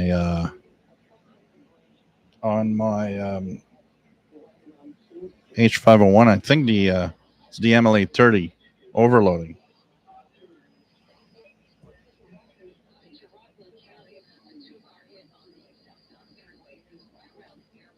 There we go.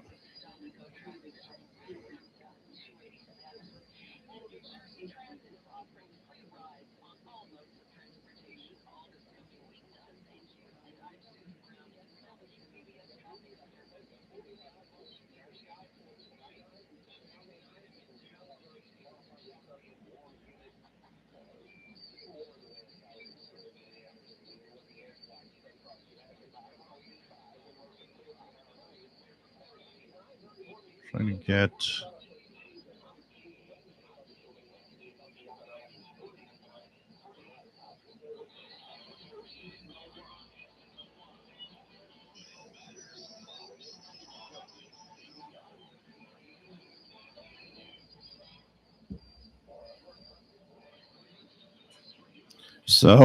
okay, I'm back.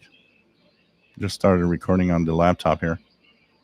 Last hour, guys. We are at 1 hour and counting.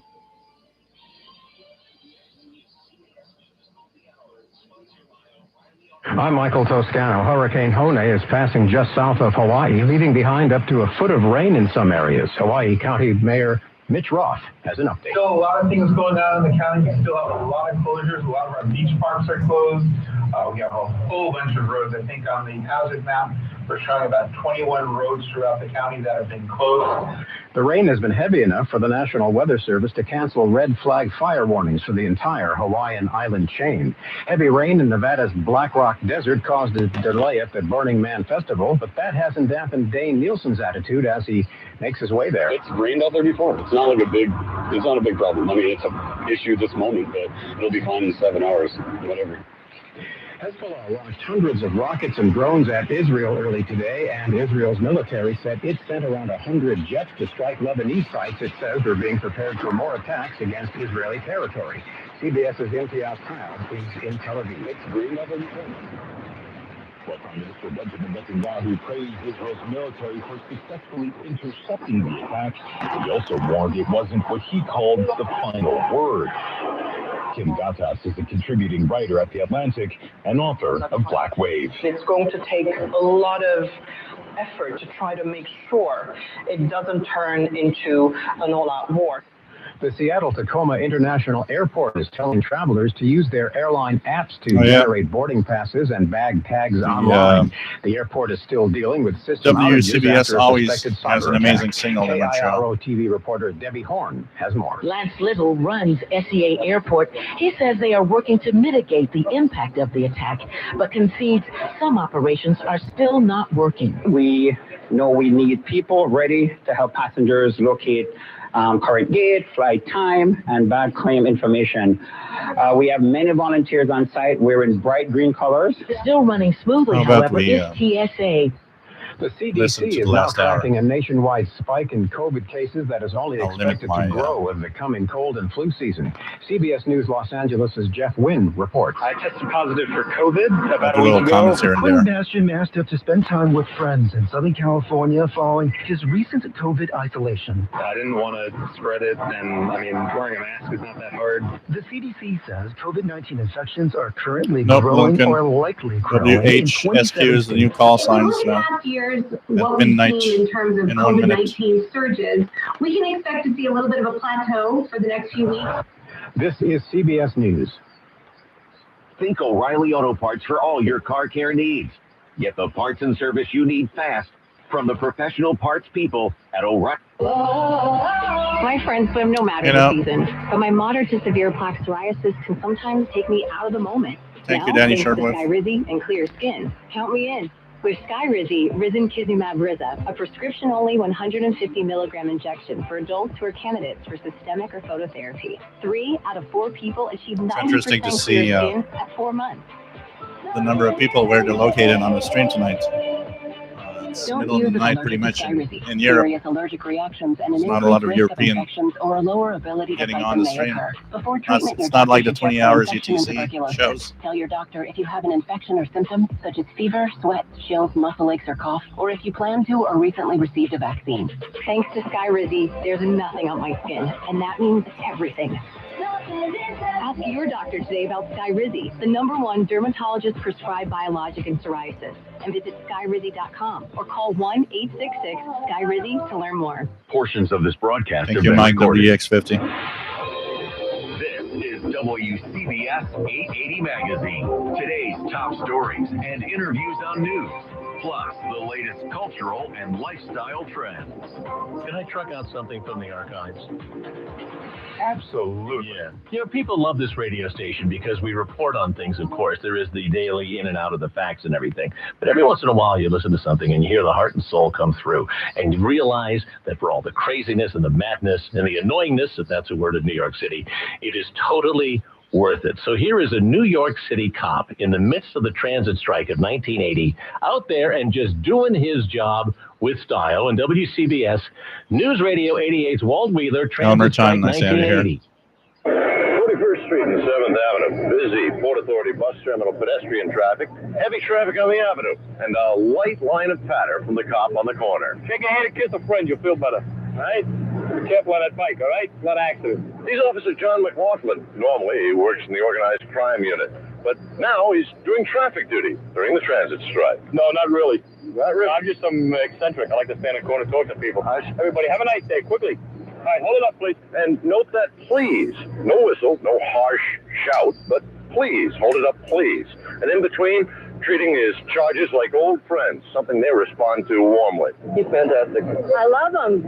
Really, makes the whole force have a better image, you know? Very pleasant guy. That would not happen in 2024. The cop would go nuts. He was standing in the middle of the street, Lack of getting drenched, respect and he said today. to people, don't you step in my Shows puddle. another I don't time want when you to be responsible respect for still sending existed. you home to your husbands and wives with a cold. He made it a joy. Says McLaughlin, I'm having fun. They give me more pleasure than I give them. I'm Walt Wheeler. Thank you so much for your kind messages from everyone, from all our listeners. Cheers, everyone. We really are so appreciative of that. Thank you. Hey, man, I know we have to get to Lisa, and we will. And Lisa, feel free to take your time. I'm going to kill a commercial. What are they going to do, fire me? So I just want to say, you mentioned Walt Wheeler. I remember Walt Wheeler telling me when I got here in 1988, he was one of these guys who was really ahead of the curve with technology and the computers and all. He said, someday they're going to invent a technology soon that will be able to replace you. Right. It will be a voice that will be able to convey emotion and personality. Get out of here. Maybe someday I'll watch this 20 years from Here we now. are all these years later. Lisa, good morning. Good morning, guys. And I just want to share. I have a We quick memory together of how lived you guys through have been listening for years.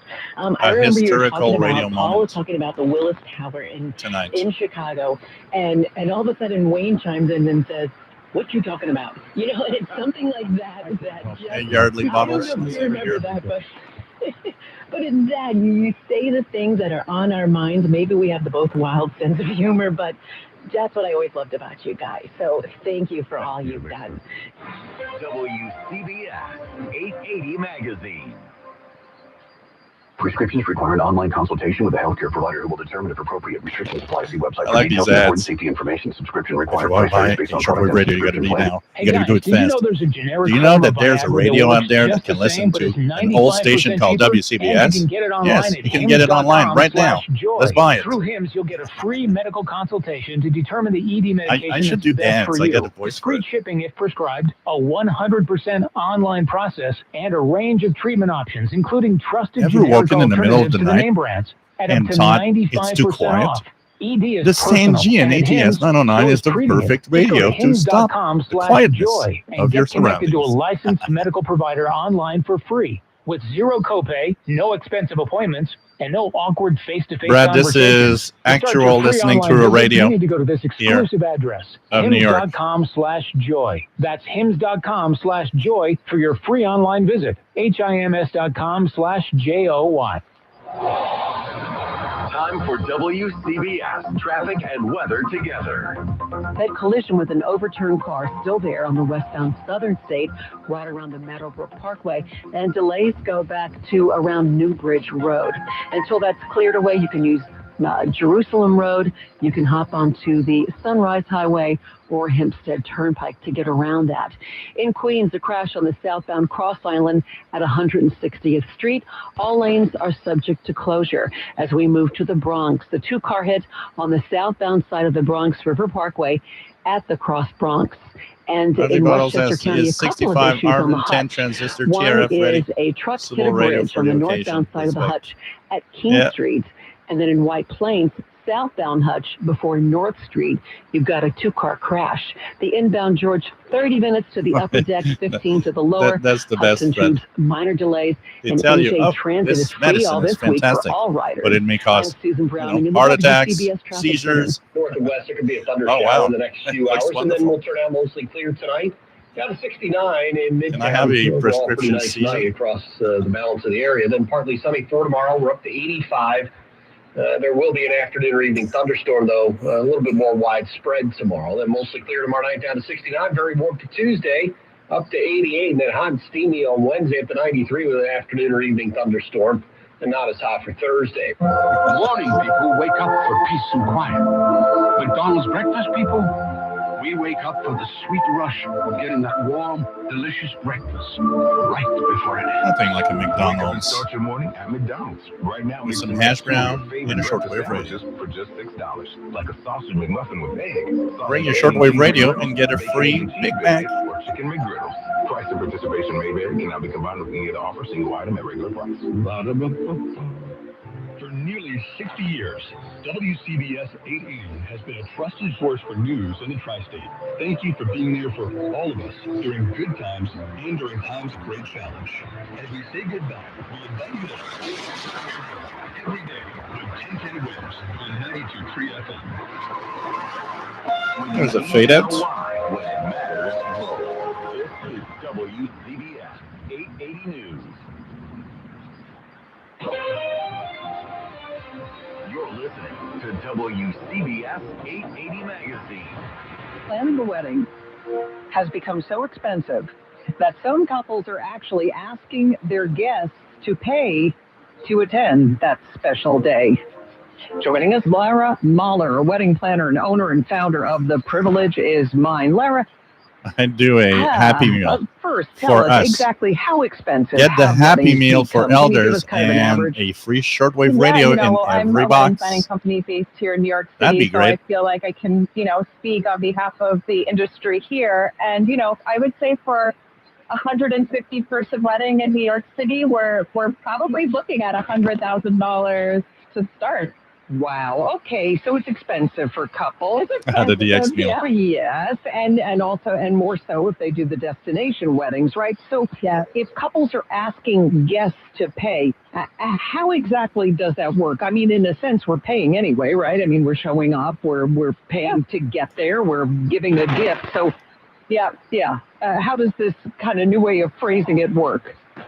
Yeah, so I think couples are looking at this as almost like you're paying for a ticket, right? Great. As you would if you're going to a restaurant and paying for like a fixed price meal. So, oftentimes guests would say on their invitation, like to attend, that it's a $250 ticket or a $350 ticket, however much it costs. And that's the way that they're funny they're talking about weddings. Like selling it. I'm going at my nephew's wedding this coming Sunday. Might that be easier for a guest to say, okay, here's the price? I mean, presuming that you don't pay and then also have to do a gift. How does that part of it work?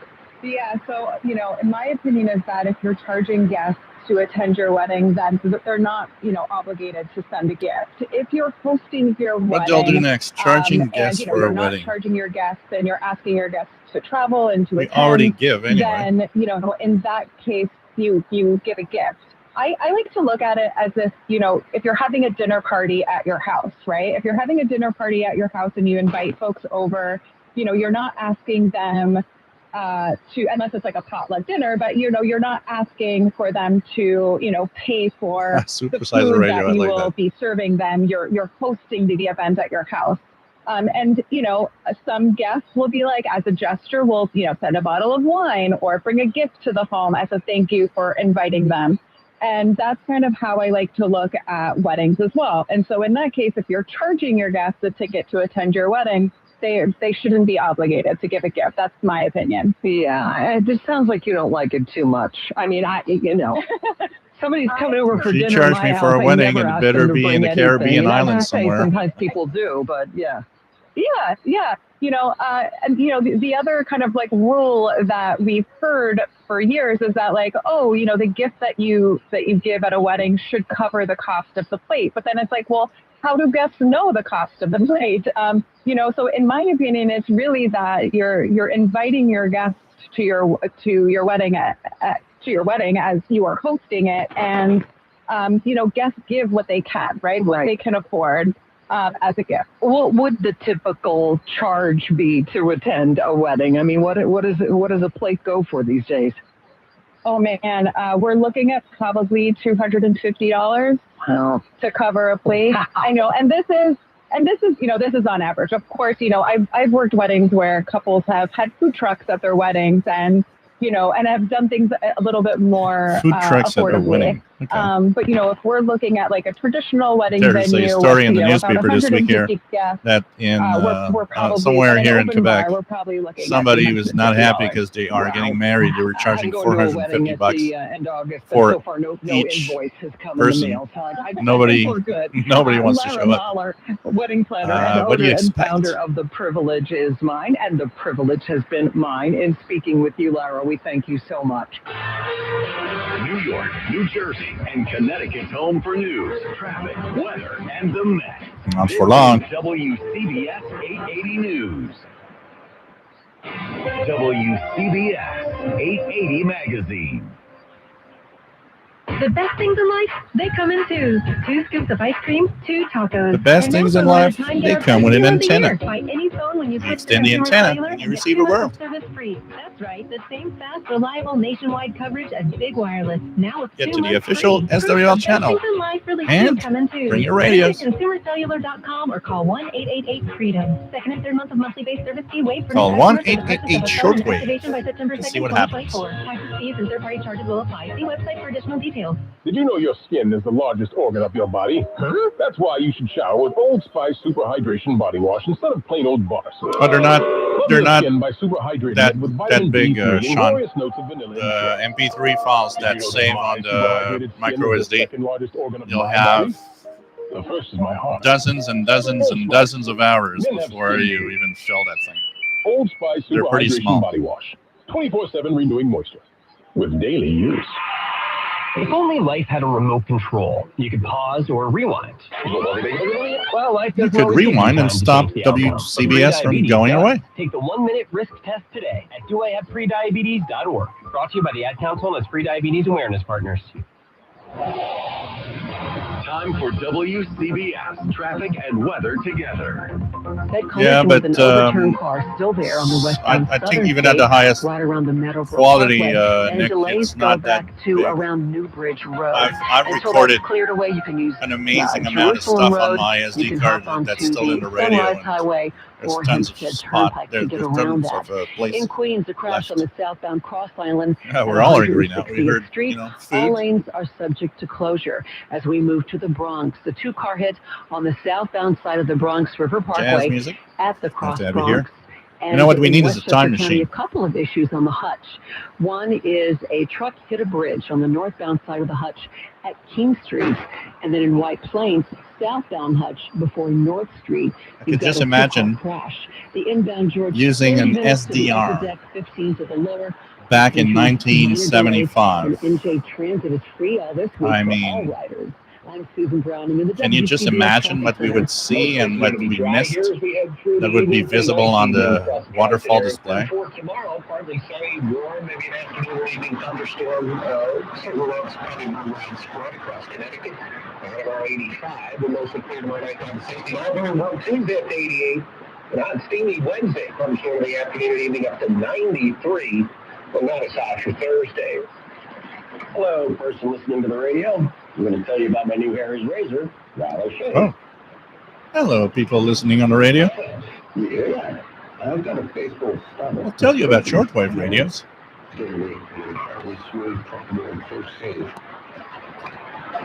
Every Harry's razor has five Indeed, Nick. German engineered blades and a lubricating skirt with outlet for extra comfort. I've realized a couple of weeks ago when I got the new Texan receiver sent to me free from tech from an on-cover because of what I do and going nuts, just buying the cheapest radio with a display in the 80s. Just go to harrys.com I mean, /simple. That's harrys.com. Wow. /simple. It's like suddenly you kind of realize, you know, you got a wonderful life, man. You get radios for free. You test them, play around with them, talk about them on the channel, on YouTube. Never thought that would happen. Didn't even think the internet would be a thing. I mean, having your home studio with a camera, you know, that was the stuff only for very expensive studios of TV stations. Call 800-925-7442 You got your home studio today. and take advantage of our holiday special. It's amazing. Free installation. Our agents are standing I'm blown by, away. ready to schedule your appointment with our design team at no cost and no obligation. Listening to old technology, AM radio, for calling today. 880 WCBS, Is now within reach. Call 800 in a very modern 7042. live stream way. 800-925-7042. You're listening to WCBS 880 Magazine. Turns out there are a lot of shipwrecks off the coast of New Jersey. Diver Dan Lieb has become an expert on the subject, and he's joining us on Drive Time.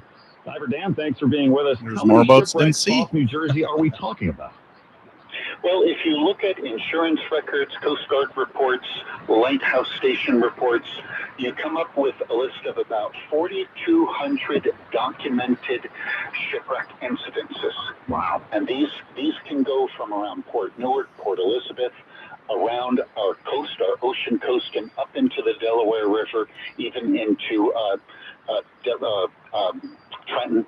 How does that compare to, say, other states' coastlines? Are we in the ballpark? Well, I can see where, people would debate about this, but as an example, a lot of people that are familiar with the wrecks that have occurred around North Carolina say that there are over 6,000 documented accounts, making it a pretty high concentration of shipwrecks. But also, if you consider that we only have a state line that's about a quarter as long as North Carolina, our concentration would be even higher. Why so many per capita, if you will, in New Jersey? Still have what is it about our waters? We have a shipping A lane 100 that comes up from the southern 100 coast, megabyte states. We've also hard drive got, from a South 286 America, computer any shipping coming from there. We've got that I used in 1990, traffic that's coming 1989, around the Cape from 1990. Africa. We also have a shipping lane, Still a works. major shipping shipping lane that brings And I plug it with the from special Europe, kit for and USB. all three shipping It's lanes converge on a narrow strip of water. Just amazing. About It 7 still miles works. It from still has Rockaway to Sandy files Hook, in the middle of that from that era on it. There's a narrow channel about a half-mile wide called Ambrose Channel. Yeah, that is a great feature of the Reticus V115. As much as 300 years, accidents are bound to I rode them. I rode Reticus to get radios. So it's not any they say they were interested. Triangle situation or anything. It's just a factor of numbers. And they asked me for my YouTube channel, and didn't come back. This is all They're afraid I'm going going to have ships colliding with each other in a poo-poo their radios They or might something. get stranded or cast up on a beach in a storm. Their boilers might explode, or they simply break down and go adrift. We even have vessels that were sunk off our coast during 2 world wars, some due to enemy action. How many do you think are still out there that haven't been discovered yet? I guess that's a kind of a hard question to answer, but I assume there must be presumably many. I would say that of the 4,200 documented accounts, probably about 1,000 to 1,500 still leave a permanent mark on the bottom today. Of those, at least half of them are unidentified. There are wrecks out there. We know Nick, exactly at all the radios we have who's that at the helm, and we know exactly we can why insert they sank. insert and there a are others that are still a mystery. SD card. What makes shipwrecks We'd so love fascinating to you and to so many others? What's their We'd love to allure? have them record also. An automobile wreck, a train wreck, or an airplane wreck. You know, these events are usually very, very fast events. Shipwrecks. That's can totally go true, on Fred for Mueller. days. You could have, I mean, There's look, one wreck called this the radio Republic here off the coast of Long Island. is a 1949 radio. Hours It's before it left the surface. what, 1949? It's 75 years old. And it could tune WCBS if I had put antennas for it to work. It still tunes at the shortwave bands. On board that make 75 years history. later. And that's the story that I like to tell when I give these presentations. Today's technology. You're having some lectures that you're giving this week. Today's technology people are is, interested, where do they go? You've got this format now, and in 5 years, you don't even have what it takes to read them. Remember zip drives? I think I have a zip and you can always get a hold of me and disc say, hey, here. Dan, I don't have nothing to read that. Group engage you. It doesn't exist anymore. Dan Lieb, interesting stuff. Thanks so much for joining us. This is WCBS 880 Magazine. The Trump campaign deleted a video on social media featuring Beyonce's Freedom. That's why, Martin, we need to have According to Rolling Stone, radio. it was playing on a 13-second clip of the former president walking off his plane in Michigan earlier this week. It needs to But the Senate continue. record label Radio issued a is cease and free. desist, saying Beyonce's It only giving is the Harris campaign listened permission to on use that very song. inexpensive Celine Dion did the same thing devices. last week, and there's an entire Wikipedia We don't page need- of other artists who it said similar legal needs to threats to continue Trump for because, using their music. that's what I say when we talk about CBS DRM and News. stuff like that on shortwave. In Africa, they don't have the money to buy a new radio. Half of the people just Getting onto an have those uptown old L, radios. F, or M train just got a whole Analog lot works easier. fine. Now you can wheel your stroller or wheelchair right into the 14th Street and 6th Avenue station as 3 new elevators officially open their doors. MTA Chair Jano Lieber says we can expect to see 6 more by the end of the year. Out of the 9 total, this entire complex, the 14th Street mega complex, will be done by the end of the year. But here we're opening 3 of them on the 6th Avenue L platform and the Uptown I'll find it for you, Brad. M platform. He says this was a 36-month-long construction project. The Fed contributed almost $250 million to this project, about 80% of the total cost. In Greenwich Village, Mary Lynn Buckley, WCBS 880 News. WCBS 880 Magazine. Wesley Financial Group is not a law firm. If you own a timeshare, don't miss this public service announcement from Chuck McDowell, founder of Wesley Financial Group. If you receive an unsolicited phone call or mail piece to discuss selling, renting, or especially canceling your timeshare, don't fall for it. If you really want out of your timeshare, hang the phone up immediately or or throw that mail piece in the trash and contact your timeshare resort or Wesley Financial Group for assistance with your timeshare. As the only Inc. 500 timeshare cancellation company, our knowledge, experience, and results has made Wesley a trusted resource for over 40,000 families we've helped get out of their timeshare. Give us a call, and I'll send you our timeshare exit information kit free with the straight facts about your timeshare and all of your options for cancellation. Call for your free info kit, 800-329-2121, 800-329-2121, 800-329-2121. Time for WCBS traffic and weather together. That overturned car is still there on the Southern State moving westbound right around the Meadowbrook State Parkway. You're jammed up from around Newbridge Road. Jerusalem Road would be a good choice. As we move to Queens on the southbound Cross Island at 160th Street, all lanes are subject to closure with a crash. In the Bronx, a two-car hit on the westbound Cross Bronx before the Grand Concourse. Once you get to the George, you've got a good ride. Coming inbound the George, 20 minutes. Moving to Westchester, you've got a truck hitting the bridge on the northbound Hutch at King Street, and that's causing problems with delays. At least one lane is getting by. And also on the Hutch moving southbound in White Plains, right before North Street, a crash takes a lane of traffic. And New Jersey Transit is offering free rides on all modes of transportation starting tomorrow, Monday, and going all the way through September the 2nd as a thank you.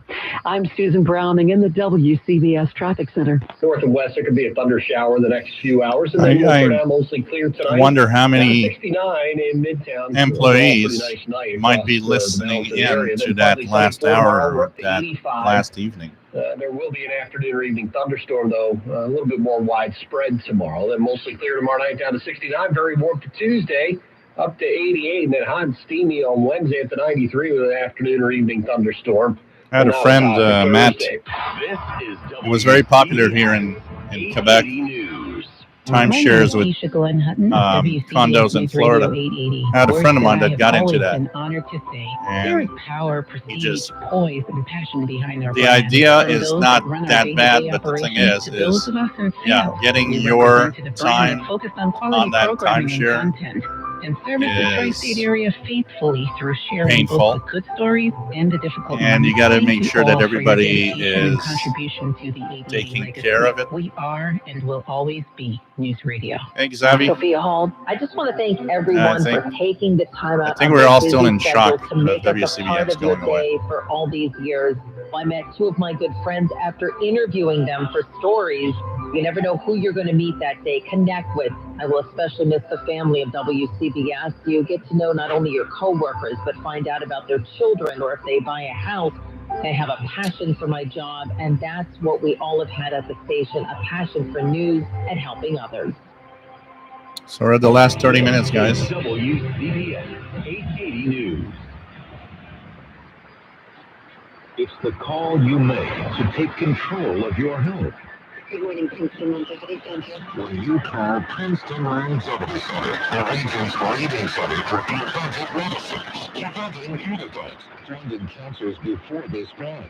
Princeton Longevity Center not only helps you prevent life-threatening yeah, Sean, it's sold to ESPN that comes from just not knowing enough about your health. It's a very in-depth physical. Yeah, there's a lot of ads. They're taking the last hour for like grabbing the most cash they can from the sponsors before they shut down. The region's only preventive medicine center with 64-slice CT scan. The technology Time Magazine says is the most accurate test for early detection of cardiovascular risk. Schedule your appointment today. Call 888-8000-PLC or PrincetonLongevityCenter.com. We do it all in one day. 888-8000-PLC. SWL. CBS News Brief. After getting hit with heavy rain, the worst is over for the Big Island, Hawaii, with the passing of Hurricane Hone. Hawaii County Mayor Mitch Roth. Bus cancellation is going to be going through today. Ponding and things happening on our roadways. We also have power outages. So what do you guys think is going to happen at water issues as well? midnight plus 1 minute? Gaza ceasefire have paused, but White House National Security Advisor Jake Sullivan says lower-level talks will continue searching for a deal. It is incumbent on all parties in the region to work towards de-escalation and stability.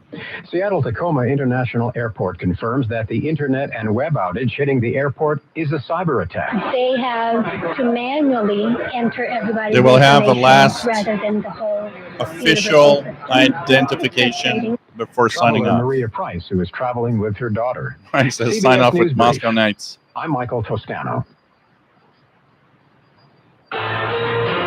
Will there be dead air? And Connecticut's home for news. Will they turn out the transmitter? And the Met. Turn it on This is again WCBS later 880 tomorrow News. morning? What's going to happen? You're listening to WCBS 880 Magazine. I came across this when I was a kid in Jersey, and I was obsessed with WCBS. It's kind of amazing that they actually took me in after I stalked the station for so many years. Well, you were the suburban stringer even at age what? I was, I think, 14 when I called in because it started snowing out in Califon, New Jersey, where I lived. And I called the radio station and couldn't believe it when they put the report on the air. And I'm going to play, I actually recorded it, of course I did. And if you listen carefully, you can hear me shouting down to Mom, saying, "I'm recording this, Mom." It's 23 and a half minutes before 8 o'clock. Let's go to the Weather Center about the snow. Dr. Bob Harris. Snow on the way. Just had a listener report from Hunterdon County. That's around Clinton and Flemington, New Jersey. Starting to snow there. It's heading our way. Will arrive in the immediate New York area within the next couple of hours. And snow will continue this afternoon. The possibility of an inch or two with very slippery roads by this evening's rush hour. High today, 20 to 25 degrees. Snow continuing tonight. Maybe we'll add another inch or two. That's me yelling down the stairs to Mom. WCBS.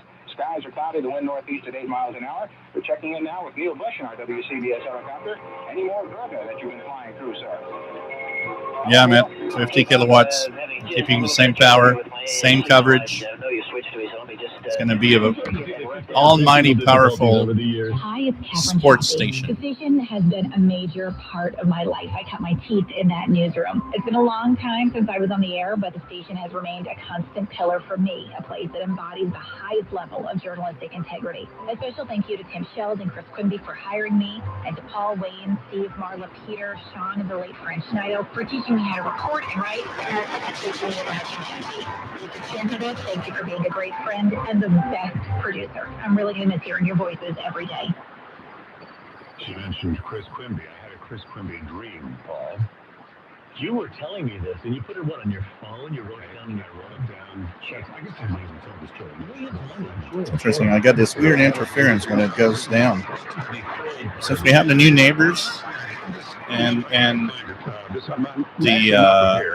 in the next house, I've been having weird noises popping up it's that the end weren't of there WCBS, before. as we know. Sunday night is when we hand it over to ESPN. But I think I had a premonition. And this was back a year ago. It was a year ago. You were on vacation or something, or no? I don't know. It was June of 2023. Well, you look for that. I want to. I got it here. Oh, you have it here. Oh, yeah, I got it. Okay, all right.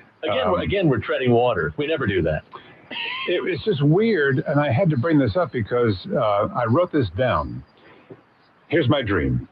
And Chris Quimby was our manager at the time, even though what I'm describing here, BlackRock, predates her. It doesn't really matter because it's a dream. Mm-hmm. Right. It's 4 a.m. at WCBS, and we're preparing the morning newscast. The scene is BlackRock. The overnight anchor is toiling away. The newsroom is unusually busy with faces we don't know. Chris Quimby is there looking sullen. The systems aren't working. Suddenly, I hear a collective groan as 4 men at each big 16th floor newsroom window pull black curtains across the glass. I look to the studio, the lights are turned out, and the board is dark. WCBS is no more. I stand there in shock. Martin Untroyd, sees my face, walks over and hugs me. My first impulse is to quietly smile. Yes, severance! Then I think of all the people losing jobs. Then the emotion hits me. I hold back tears as I look at the spot where the teletype machines were years ago, and I think of my first time there in 1978 when Dad drove me in for a tour. Yeah. I tell Martin the story about how Ben Farnsworth was in the studio that morning subbing for Jim Donnelly. This part is true. This really happened. The memories of that visit with Dad, those years in that same spot, the thread that has been woven through my life, makes me realize how much a part of me this has been. Sad only scratches the surface. But grateful too, Paul, exceedingly grateful. Not only to have worked with you, thank you, and all the people here at WCBS and the amazing listeners, but to have the opportunity to sit here with you right now and talk about it and have a farewell, which is not something that very often happens in this business. As I said earlier, I don't think we would be doing this without your work and the archives that you have kept for WCBS. Some of them hilarious, like the 14-year-old when they mentioned the snowing in New Jersey, the report that you had called in, and you recorded it and you're yelling in the background. I got it on tape. I was so proud. I think many people who have worked here have the memory of hearing WCBS as a child. And the memory that I have was that the station sounded important. Yes. More than any other station on the dial. WOR sounded official but stuffy. Well, this station was important but friendly. You can sound official and you can sound important. And WCBS, I think, chose the right way. WCBS. That shortwave station had the best farewell. HCJB had a good one. Became New England's #1 discount tire dealer by giving you the And lowest prices Radio guaranteed. Netherlands had And with a over very 100 good stores from farewell Connecticut show, to Maine, too. We'll beat anybody's price. Other dealers, we beat them. Warehouse clubs, Not we all beat 'em. shortwave Online sites, stations had a we good beat 'em all farewell. every day. A lot So of them remember, for the just absolute shut guaranteed down. lowest price on name brand There's a tires, few. I nobody remember beats there was a Down Fair farewell Tire. show out of HCJB with all the regular announcers. We are proud to serve our country. Hey, Jerry Waterson, nice to have you here. Clark Gilson, nice to have you here. Yeah, I think we're in the middle of a major radio history event now. I think what's happening now, all of us together too, definitely a major radio history. Sponsored by the New York Army National Guard. I mean, just Time for WCBS 2-3 weeks ago, Weather together. would you have imagined that WCBS was going away? State moving westbound, right around the Meadowbrook State Parkway. You're jammed up from around Newbridge Road, Jerusalem Wanted Road. to show you, and I As got we move away. between Paul was on the here like southbound 10 Cross minutes ago. Island at 160th He went Street. back All out. lanes are I think subject he went to outside. closure with a crash in the Bronx. A two-car hit on the westbound crosswalk Yeah, Eleanor Time before the Radio Grand Australia, Concourse. definitely. Once you get to the George, you've got a good ride. Coming inbound the George, 20 minutes. Moving to Westchester, you've got a truck hitting the bridge on the northbound Hutch at King Street, and that's causing problems with delays. At least one lane is getting by. And also on the Hutch moving southbound in White Plains, right before North Street, a crash takes a lane of traffic. And New Jersey Transit is offering free rides on all modes of transportation starting tomorrow, Monday, and going all the way through September the 2nd as a thank you. I'm Susan Browning in the WCBS Traffic Center. Most places are going to be dry here as we head through the evening. Pretty nice evening across the Tri-State area. And for tomorrow, partly sunny, warm, maybe an afternoon or evening thunderstorm. Certainly that's probably more widespread across Connecticut. Tomorrow 85, and mostly clear tomorrow night down to 69. Very warm Tuesday up to 88. And hot steamy Wednesday. Thunderstorm in the afternoon and evening up to 93. And not as high for Thursday. For eligible individuals, 18 and older only. Results vary. See website for details and important safety information. How are your hearing aids sounding now? A little tinny. Okay, 2 seconds. With Jabra Enhanced Select Premium Package, better hearing doesn't happen in a doctor's office. It happens at home. All done remotely from initial testing to adjustment. How are they sounding now? Fantastic. So much better. You get the same advanced hearing aid technology and professional support you expect from a clinic at a fraction of the cost. And if you have any issues... Here, Brad, I just put the link to the 3-hour show You people are wonderful. that they Our did. premium package includes hearing aids, 3 years of follow-up care, plus a 3-year warranty with loss and damage coverage, and a 100-day money-back guarantee. I hear better than I ever thought possible. Save $300 on Enhanced Select 500 hearing aids automatically at checkout. Not every day. Just go to A big 50 kilowatt station. JabraEnhanced.com/try. Change That's call sign.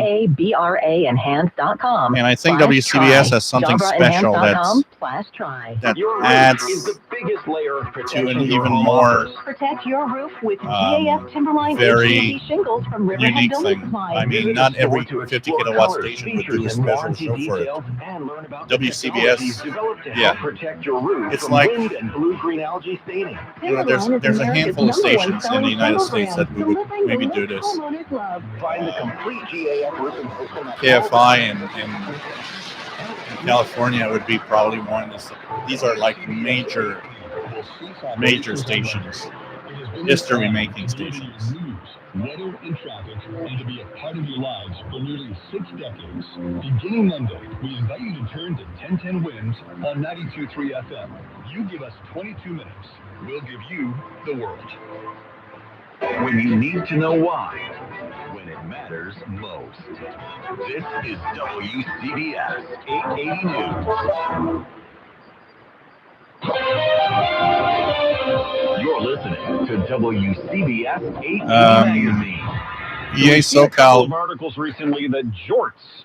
WCBS did mention at some point that people should tune to WINS. Check in with Dr. I'm wondering if maybe some of the people from WCBS might not be integrated into the WINS 1010 team. I wouldn't be surprised.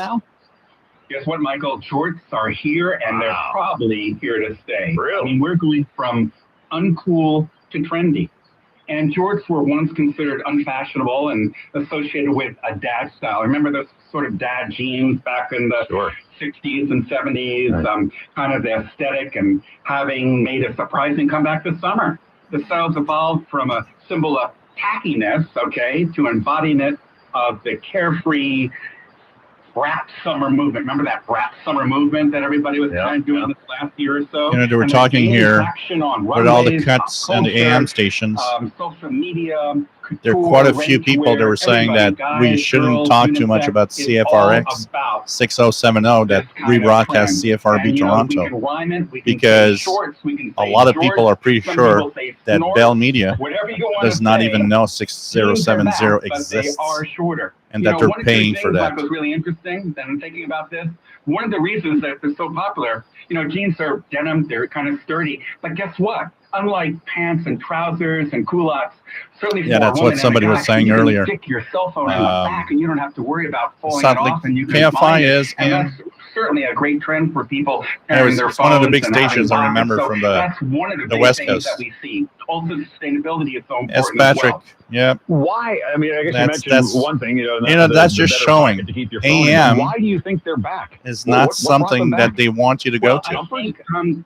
They're always referring to the FM outlets of the different stations. Reemergence of Y2K. Remember that? Sure. The trend was particularly popular among Gen Z. Remember Gen Z, Gen Ayers? They're really leading this trend for fashion, social media, and they are embracing the nostalgia Los Angeles. of the early 2000s, 1990s, including low-rise jeans and other denim staples like jorts. So they're the ones making it popular. Remember, they're easy to get into and whatever. And remember, too, Michael, everybody with those stonewashed jeans, and you see maybe even your kids with the jeans with all the cuts and holes. Sure. You know what a lot of people are doing now? They're just taking scissors, cutting off that lower leg, and guess what you have? You got 15 minutes, guys. I was going to ask you, is it okay to Can't do believe that, it. or do you have to stick with the... Is it me, or this live stream has gone so fast?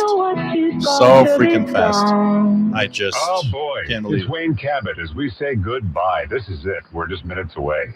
And I want to take these last few minutes to be quiet, which is something Paul Murnane has wished for a very long time. Paul, you will get your wish for the next few minutes as I play the sounds of WCBS through the years.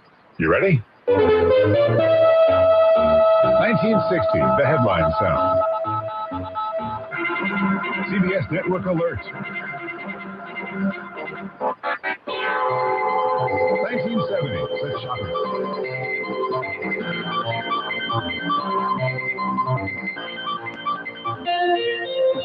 Headline stories.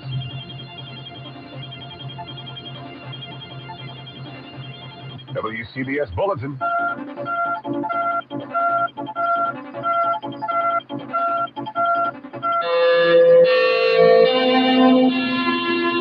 WCBS Special. News 88 Visions. News 88 Update.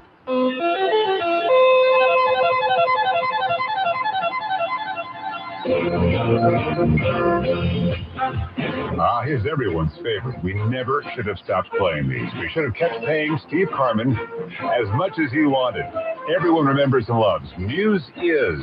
From the guy who composed so many great themes, we'll start with the real big one. Yeah, he was the guy behind I Love New York. When you say Budweiser, you've said it all. Sooner or later, you'll own Generals. Trust the Midas touch. And have you ever heard the jingle? Nationwide is on your side.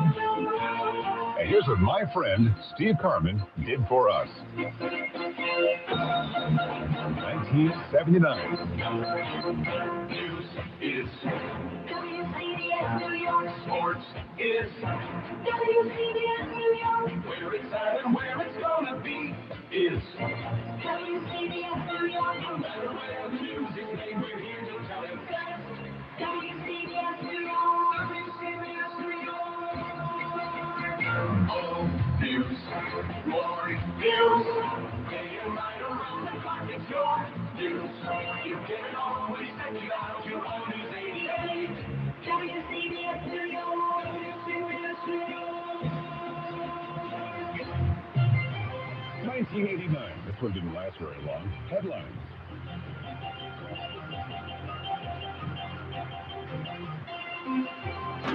Traffic.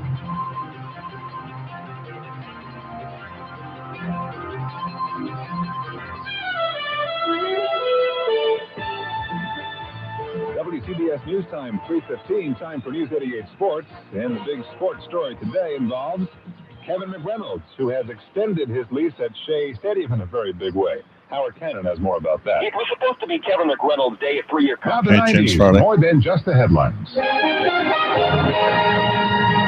Traffic.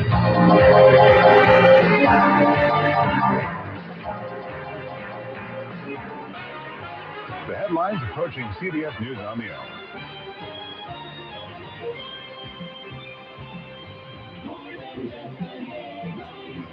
No problem, Brad.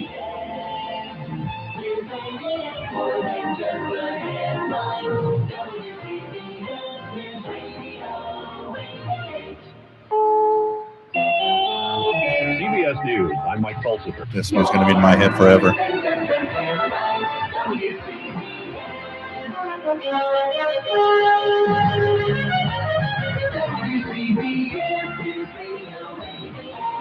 The 2000s news, traffic, and weather for New York, New Jersey, and Connecticut. We are News Radio, WCBS 880. Big theme music at the top of the hour.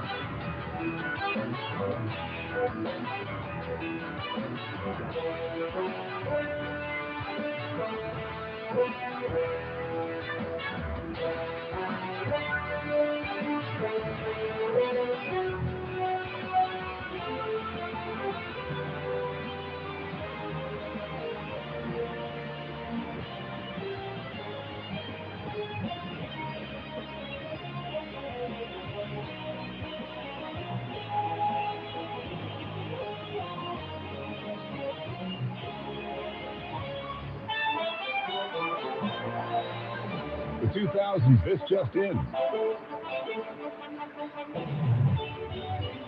Network rejoin. Live from the CBS Hudson Square Broadcast Center in Manhattan, we are News Radio, WCBS HD, and WCBS FM HD2, New York.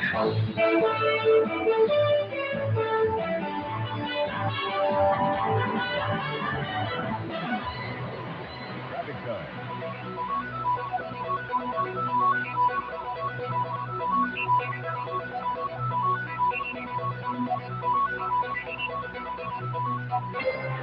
This just in to the WCBS Newsroom. Now, CBS top of the hour, 60s to today.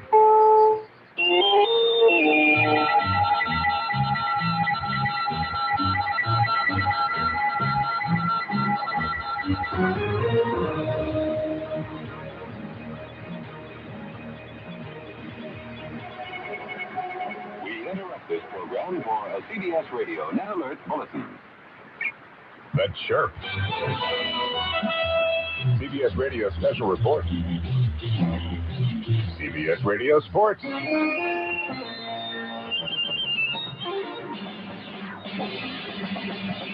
This is Wayne Elliott for CBS Radio Sports Central USA. Every referee signal on a playing field has a special meaning, and now on CBS Radio, we've got a new set of signals that means great listening on this station. Our sports signature sounds like this. It means My Sports Central USA. This is Douglas Edwards. CBS News on the Hour is the sound of news in the making. And this sound introduces our comprehensive news coverage. Distinctively CBS Radio, signaling CBS News. Listen for the signature. And you'll be listening to CBS News on CBS Radio, where what you want to know comes first. Good morning. This is Steve Porter welcoming you to WCBS News Radio 88. Good morning, this is Charles Osgood, News Radio 88. Tune to the best news source around, WCBS News Radio 88. Local and regional developments coming right up. Thank you, David Santa. It's 5 minutes past 4 o'clock. 34 degrees, the winds east-southeast at 10 to 18 miles per hour. You know him, don't you? That's Bob Harris. Do you know me? Many people in the West Village. News 88 WCBS in New York, 27th of November, a Monday, 36 degrees, 5:30. The news on us, headlines. A lot of snow on us today. Season's first snarls traffic. 4 tones will follow. The final loudest one marks the exact time. We've been marking time for a lifetime, and now it's over. It's midnight. Power of that amazing signal there, 50,000 watts pulsating out, will continue as these names go away. We take these last minutes to celebrate our relationship, yours and mine, and Paul's, and Bridget's, and Michael, and Steve, and Tanya, and Levon, and on, to Pat's, Carson, Farnack, Carol, Jeff Kaplan, Deborah Rodriguez, Gary Moore, Ben Farnsworth, Jim Donnelly, Lou Adler, Charles Osgood, Steve Porter, Harvey Hauptman, Rita Sands, Tom Franklin, Bill Fayen, Bob Glenn, John Wydra, Palmer Payne, Alan Shaw, Ralph Howard, Greg Baker, Bob Gibson, Jack Welby, Artie Carnes, Therese Crowley, Vicki Allen, John Metaxas, Jim Taylor, John Miller, John Lesher, Joe Avalar, Anita Bonita, Kathy Carpin, BJ Fennell, I remember you, BJ, Mitch Levy, nicest guy in the world, Mike Sugarman, Janice Wright, Steve Knight, Karen Riegel, Mary Alice Williams, Ed Crane, Maria Garcia, Cameron Swayze, Bud Mishkin, Suzanne Colucci, Ashok Bala, Bill Whitney, Dick Reeves, Rich Lamb, Peter Haskell, Marla Diamond, Sean Adams, Fran Schneido, Alex Silverman, Ellen Mitchell, Sophia Hall, Mac Rosenberg, Mike Ziranex, Bob Vosberg, Jeff Grant, Lisa Fantino, Frank Cipolla, Doug Spiro, Darlene Pomales, Linda Zoman, Steve Malave, Mike Smeltz, Sean Colfard, a.k.a. Thank Michael you, Sean. Cole, Catherine Chaffee, Bob Brown, Eric Scott, Gordon Deal, Kelly Waldron, Dimas Endio, Jerry Knackman, Jane Tillman Irving, Mary Gay Taylor, Fred Fishkin, Walt Wheeler, Ed Bradley, Tim Sheld, and the renowned reporters for whom awards are named and still handed out. Art Athens, Steve Flanders, Edward R.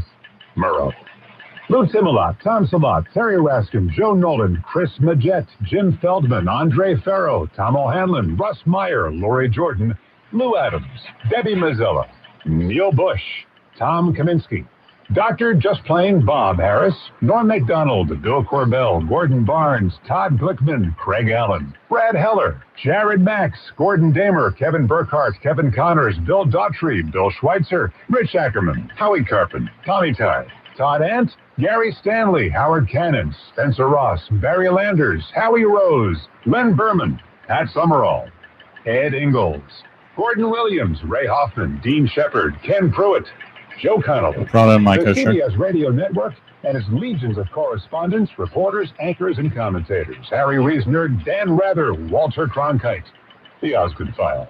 Now, what I did there was probably a huge mistake, because these are the people just off the top of my head. If I forgot you, I didn't forget you. This is all just happening so fast.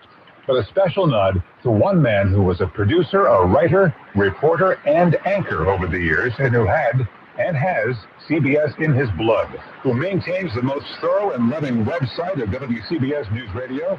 That's a man I'm proud to call now from Don Swain.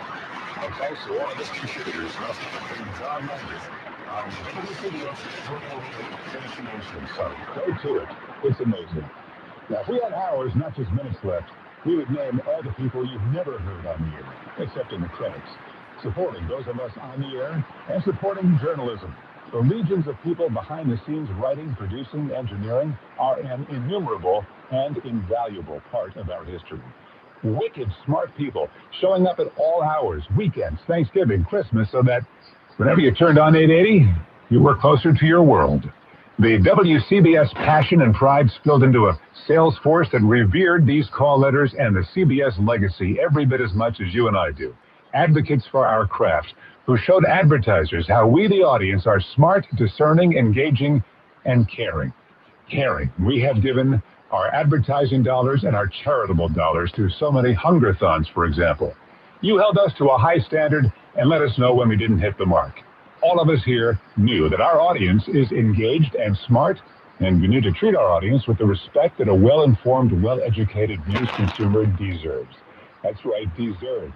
Our news desert is getting bigger and drier. And just like we should get a second medical opinion, we need to seek out more and more varied news sources that we trust, because getting your information without the bias and brainwashing in one place has given way to a fight to stay informed. With each closing newspaper, radio newsroom, TV newsroom, magazine, and now even digital news operations, the country we love is diminished. So as we leave the news ecosystem after 57 years of all news and 100 years of service on New York radio, we implore you to find that next trusted source. Use it, support it, in word and deed. It is the most patriotic thing you can do, and the most satisfying. To paraphrase a CBS News legend, good night and good luck. And you will ask, why does this radio station mean so much? Why is the reaction the way it is? And I really can't speak for others. I can speak for myself. My parents split when I was 11. We split Christmas, and when I was at Dad's house, he gave me a clock. And this one had a beam at the top that shined the time onto the ceiling. I wanted to make sure it was set correctly, so I went to the station I heard in the back of the car, WCBS, to make sure the time was exactly right. And I listened and listened, and before long, I became hooked as a 12, 13-year-old. When I was 14, my dad drove me to the radio station in New York City during morning rush hour traffic.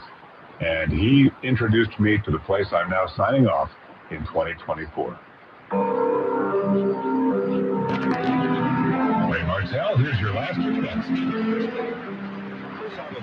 Then Neverett, Ivan Lee, our bosses pushed for and got the authority to let us have a last show. That's something very rare. I thank them for that. And I thank my dad for driving me into New York City in 1978. Guys, what impact? Random accident. It's fading out at the end.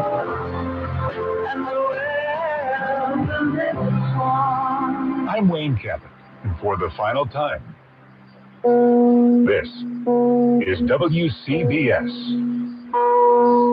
New York. So long.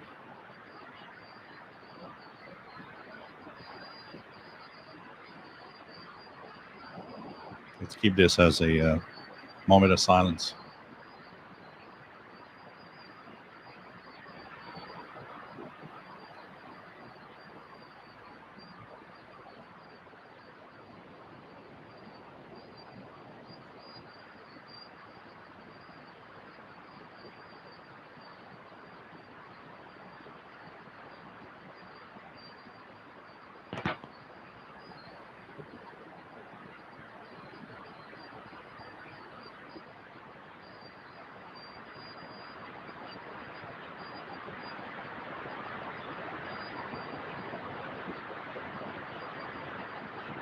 WHSQ and WCBS HD2, New York.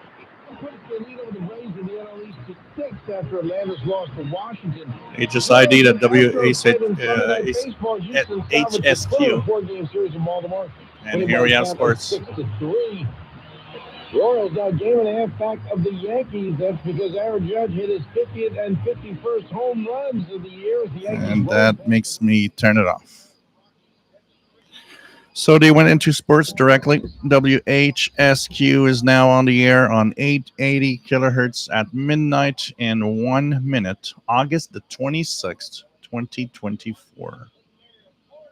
So that's pretty much it for that. Bye, WCBS.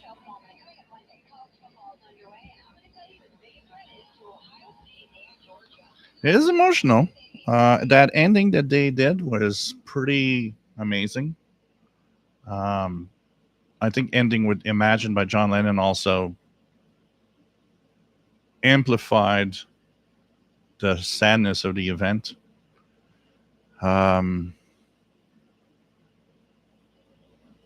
I think what we could say is just at least say to Odyssey, thank you for letting these people do what they did and letting us say farewell to WCBS. We were, part of history, and you let us, as listeners, play part of this history. And there's not a lot of stations that do that, and not a lot of companies that allow that. And I think that is a representation of how they knew that the passing of WCBS was a big, big moment tonight.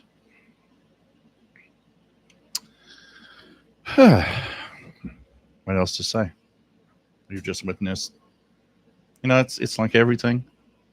Every time there's an event like this, we go through it and we listen through it, and we just enjoy the moment and try to keep that moment with us. And we realize how time goes fast when you realize that that moment is gone, and now we've moved on to the next step, to the next era where things are not going to be the same again. Pretty amazing. I think, I wanted to do this because I think I think a lot of us wanted to share this together and not do it alone. I'm not a New Yorker, but WCBS is part of my Montreal radio reality. It was part of what I enjoyed listening on the bands. And I immediately realized the day that they announced that there was going to be a transition to sports, that we were losing something big. And it's really, really sad. We all react in a different way on events and what's happening and what happened. Wow. Pretty sad. Now we've got a sports station that's going to blast its way across the East Coast. They ID'd immediately. They immediately went into programming. It's like, yep, here's a switch, and go away. We're taking control of all of it. Wow. Crazy. I was surprised that they switched so fast. I would have thought they would have given a little buffer zone of, live with that tonight, and tomorrow morning you'll wake up with sports, But I think that's what it meant. From midnight to midnight in 1 minute, that was truly a minute of silence for the disappearance of of WCBS. That's obviously what they wanted to do. So, but you know, they had a little respect. Kind of interesting here. Have you ever been live at midnight local? I'm not sure. I don't think I was ever live at midnight here. And I hope I'm not disturbing the neighbors, because these walls are paper thin. But then again, I haven't heard the neighbors. So. Yeah.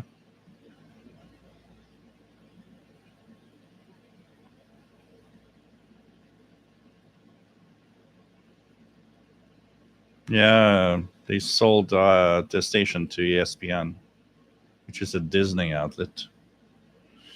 And it's, you know, it's one of those things it's weird to witness these things as we are radio geeks. You know, how many people listened tonight? I'd be curious to know what would have been and what was among, you know, normal people, not, you know, geeks like us. For the Jersey, I'm in Montreal, Quebec, Canada. How many people sat down and just thought, you know, I'm going to listen to the last few hours? You know, apart from radio geeks, I'm not sure that many people, you know, could have joined in. And then again, we don't know, you know. I think we understood that it was a big, you know, historical radio event. And I've been doing live shows for kind of 10 years, something like that. And, you know, we've witnessed different things that we went live for. I think this is the biggest one. You know, I think this is honestly the biggest one. There are things I would have wished we would have done with live shows in the past. There were times when, you know, we had last broadcasts of certain stations, and the last broadcast would have been fun to, you know, but I don't know. I didn't realize it back then. I'm realizing it a lot more today. And I don't know. This is AM radio. We don't focus on AM radio a lot in our in the live shows and stuff. We do talk about it, but wow, it's just crazy. I don't know. So, you know, we'll focus more maybe on the future and some of the live shows and the live events. Yeah, David, CHML, which was much more savage. They were just like, okay, we're unplugging. Bye, go away. Some people at CHML 900 were still making and working on their shows of the afternoon and evening. They weren't told, you know, you don't have to work on your stuff today. We're pulling the plug. They just pulled the plug. That's all. We're off. Bye. Go away. Daniela, bonne nuit. And says that having been a regular listener of News Radio 88 since the 70s, I was listening to the bitter end, and I feel the loss. Yeah, I think we all do right now. And we're going to tune the bands. We're going to tune the AM band and just not feel the same anymore. We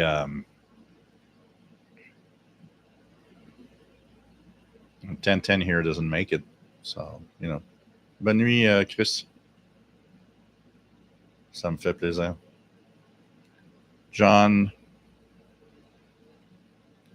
says thousands of folks driving around the New York City area just lost their way. I could hear the radios being changed at 0001. They are normal people to me. Yeah. Yeah. Would have been fun to see, who in their homes listening in tonight. I mean, that last bit of all the different identifications and jingles and sounds from WCBS was amazing. That last part was just amazing. Um, these are sounds that are in my brain. There's many of these sounds in my brain that are forever. I would hear them in 10 years and my brain would just switch to, oh, this WCBS 880, you know? Crazy.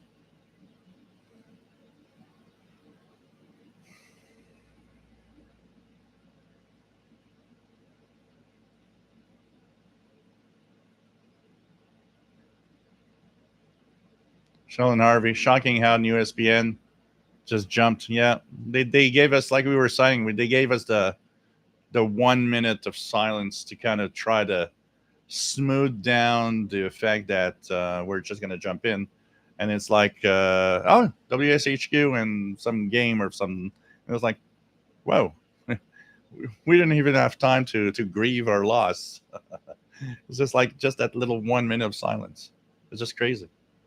I don't know. I don't know. It's business. These people don't have business doesn't have a heart, so business doesn't care. They just, okay, we got the station now. Here's this, and here's the content, and be happy. That's pretty much how business works, and that's how they did it. I can be sure of one thing. By the way, ESPN went into their sports. If that station was shut down, they will not have, 3 days of people saying, "Hey, we're going away and we're sad and blah blah." No, they're one of those guys that's just, we pull the plug when it's over, and that's it.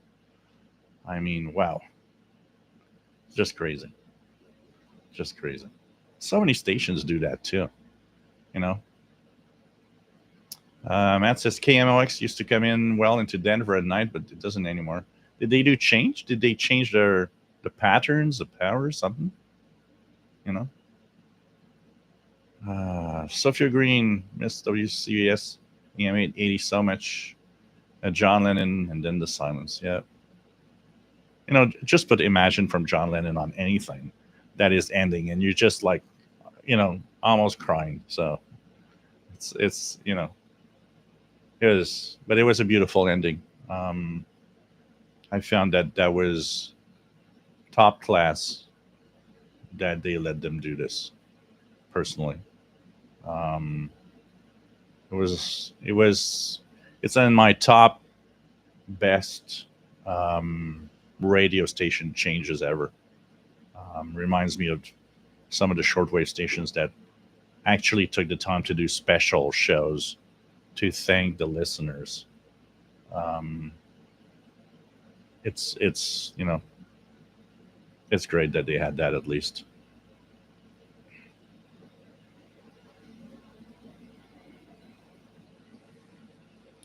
Chili Cheese J. Odyssey did right by them on this night, but I haven't been a fan of their business model since the jump. I love you all who loves WCBS. Yeah. Brad, does anyone know if Wayne Cabot or any of the anchors are going to 1010? Yeah, we don't really know if there's some change or some move on. Being an Odyssey station on WINS also, I would guess that if there is to be, there would be, there would be some move to WINS. But we haven't heard anything about that much. I know a few of them are mentioning that they were close to their retirement, so it's like they're moving on something else. But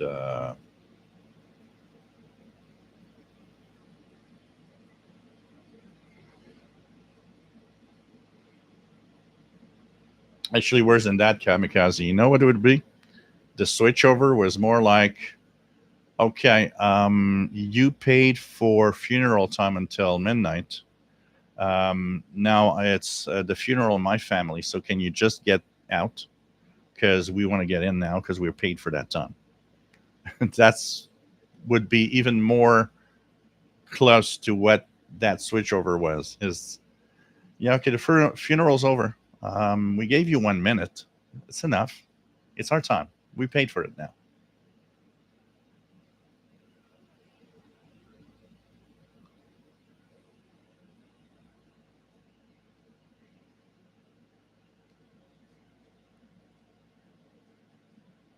You know, they were mentioning how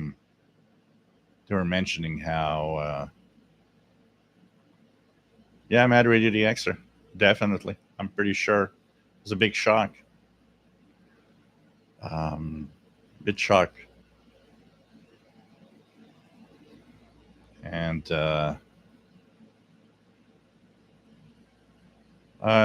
because here in John Beckham here in Montreal, 600 is a Montreal powerhouse station. So I can't listen to anything else except Montreal and 600. Well, you know, Fred Newland, these companies they're heartless. These companies just go in. You know, a lot of it probably has to do with a very specific thing. If they tell people, oh, by the way, in a week you're off, they're afraid that these guys are going to go on the air and rant at the company or rant at them, saying, what the hell is this?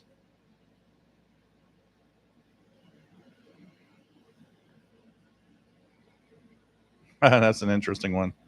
Sean says, do you think someone would answer a reception report for WCBS for the last broadcast? And would WSHQ answer a reception report? Let's find their emails, their respective emails, and let's send them a reception report. You know, and I've got the audio clips here. That'd be interesting. Will anybody answer a reception report? I don't know. You know, Chili Cheese J, I'm wondering how many people might not have realized, and tomorrow they're going to tune 880 in the morning and say, what is this sports stuff on my favorite station?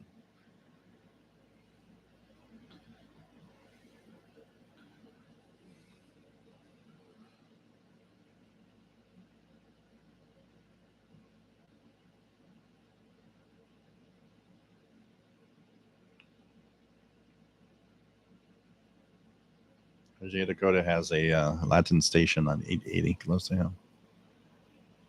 M Stacks, happy to do it.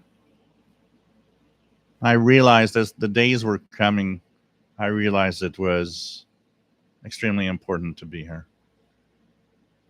Honestly, I thought, no, this is a major event. I got to do something.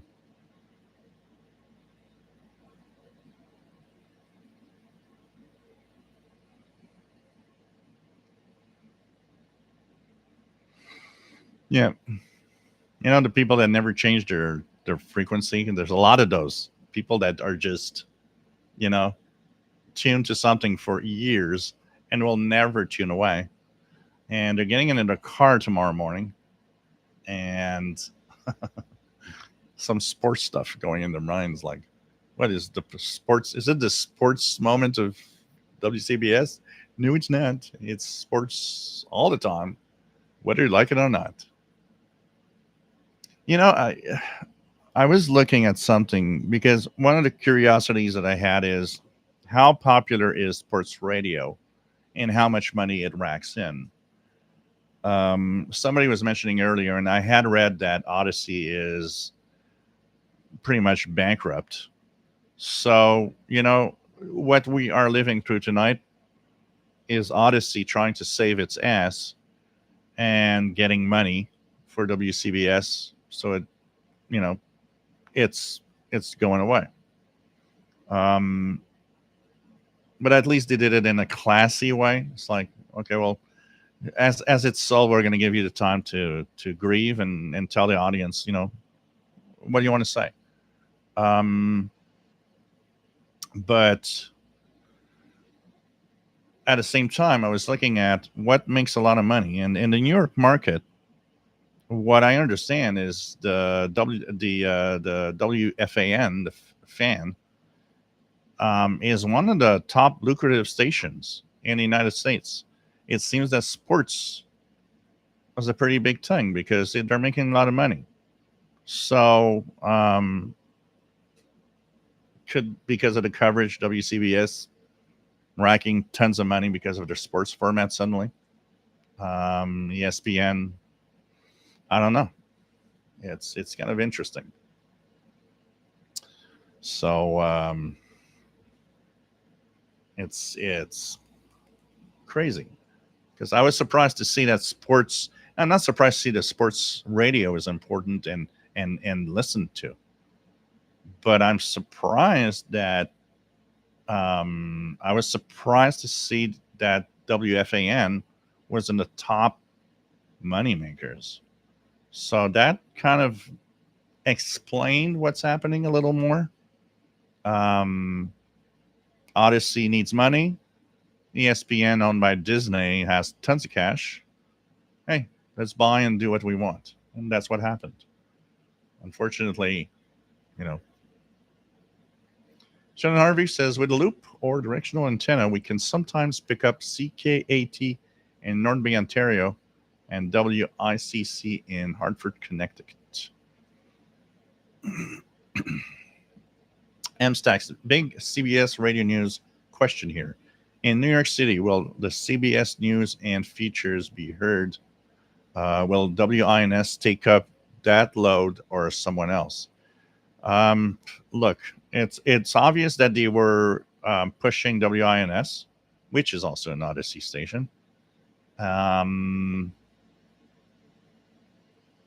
Will any of the features from WCBS go there?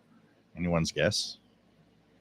But obviously, and WINS was also in the top 10 of the top money makers. So it's obviously in a good position.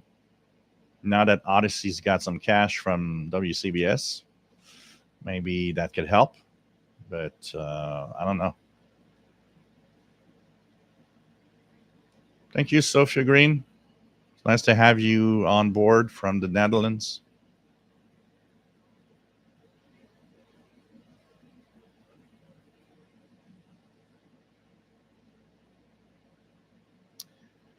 Adrian Cornoza says, I'm tuning in from the other side of the world, but I hope WINS will step up and meet the audience left by WCBS where they're at, and why don't they bring back the signature tune and maybe modernize it?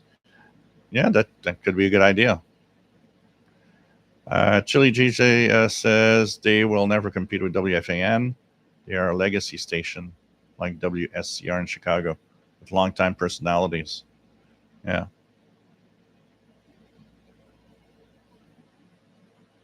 Sophie Green says, my friend at work here in the Netherlands suggested that WINS radio, WCBS radio become as a one. Is that possible? Well, they're owned by the same company. So I guess, I don't know. Maybe we'll see a change. Maybe WINS. The problem with it is that WCBS for long distance reception was really the best. Here in Montreal was coming in. You guys heard it on my radio. A little portable radio with a loop antenna outdoors. WINS is not that great, and its coverage here it's impossible because of CFRB Toronto. Shannon RV, growing format on USAM radio is something called sports betting. They focus on betting on sports betting, fantasy sports and stuff. Yeah, maybe that's where they want to go. Also. David Conte says WINS has been pushing the FM service for the past couple of years. Who knows how long they're going to stay on the medium wave? Yeah, that's also something to, when a station has both, that's dangerous because, we've said it. If you have land, big antennas, big land, it's easy to make a couple of millions. sell the land. Hey, we'll just stay on FM, which is much easier to manage with a little antenna on top of the building somewhere.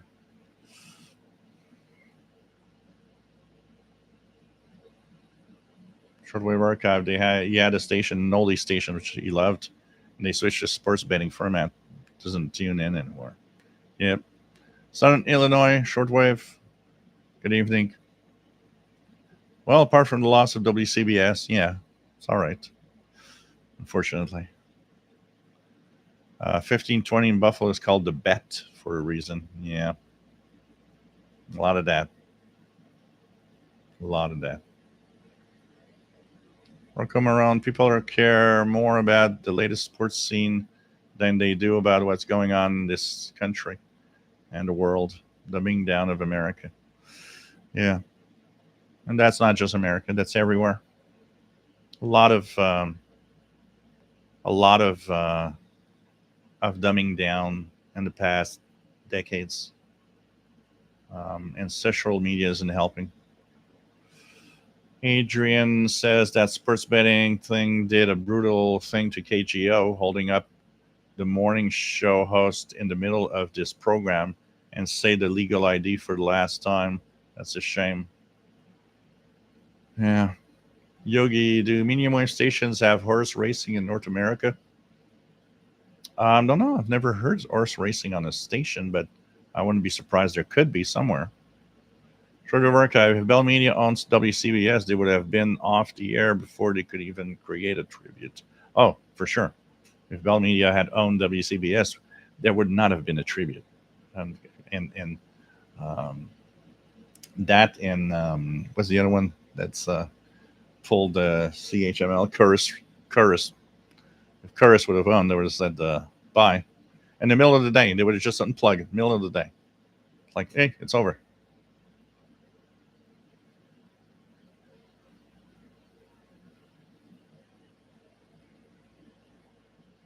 You know, Fred Newland, it's a very unique thing. I'm a pretty educated guy. I mean, I went to, I went into science at college and all of that, and applied sciences. And I have a diploma in electronics, and I've always been very open and active in learning new things. And shortwave radio helped tremendously in learning about the world around me. But I was always amazed when I look at the people that are part of my life. How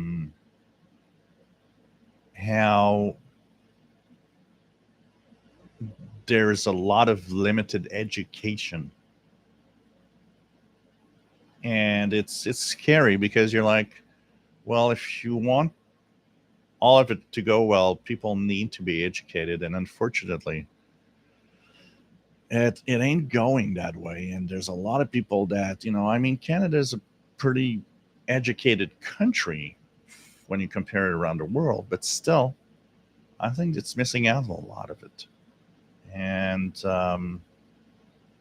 we need educated people if we want to stop living in a world of idiot politics. We have to have education.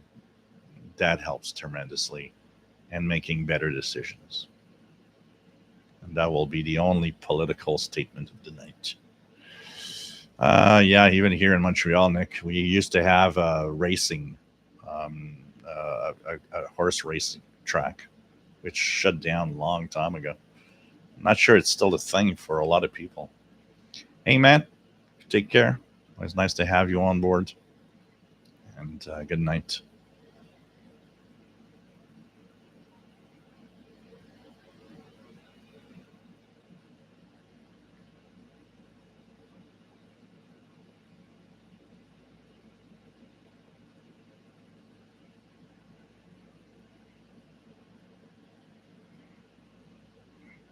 Mark Chapman has recorded the last 30 minutes via the Odyssey stream.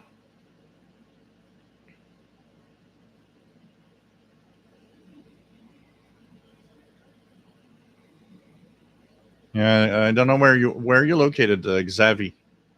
Just out of curiosity. Friend Nealon, shortwave radio is one of the best ways to learn about the wider world and of other perspectives. Social media is the exact opposite. Yeah, it kind of shuts down the other world, the rest of the world, and closes in instead.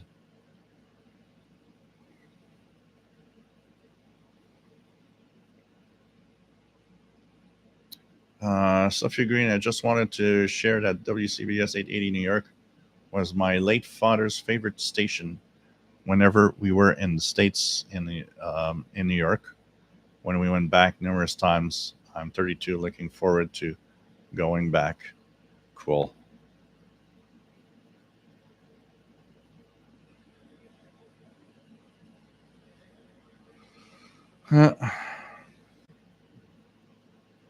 Yeah, and it's not because you go to school that you're educated. Educated means, you can go to university and be good at that specific thing you learned, but be ignorant of a lot of stuff around you. I unfortunately find myself to see that there's way too many of these. When I did my tech duties and I would fix computers at people's home, I was surprised at the number of people that said, well, I have the internet for email, but I don't know what to do with it. It's uninteresting. And for me, if you tell me the internet is not interesting, then you're not interested in much of stuff in life. Because the first time I got an internet connection and learned that I could go on every single thing that I love and have more of it, oh man, it was wonderful. So when I see somebody telling me there's nothing to do on the internet, oh God, you're not interested in much in life.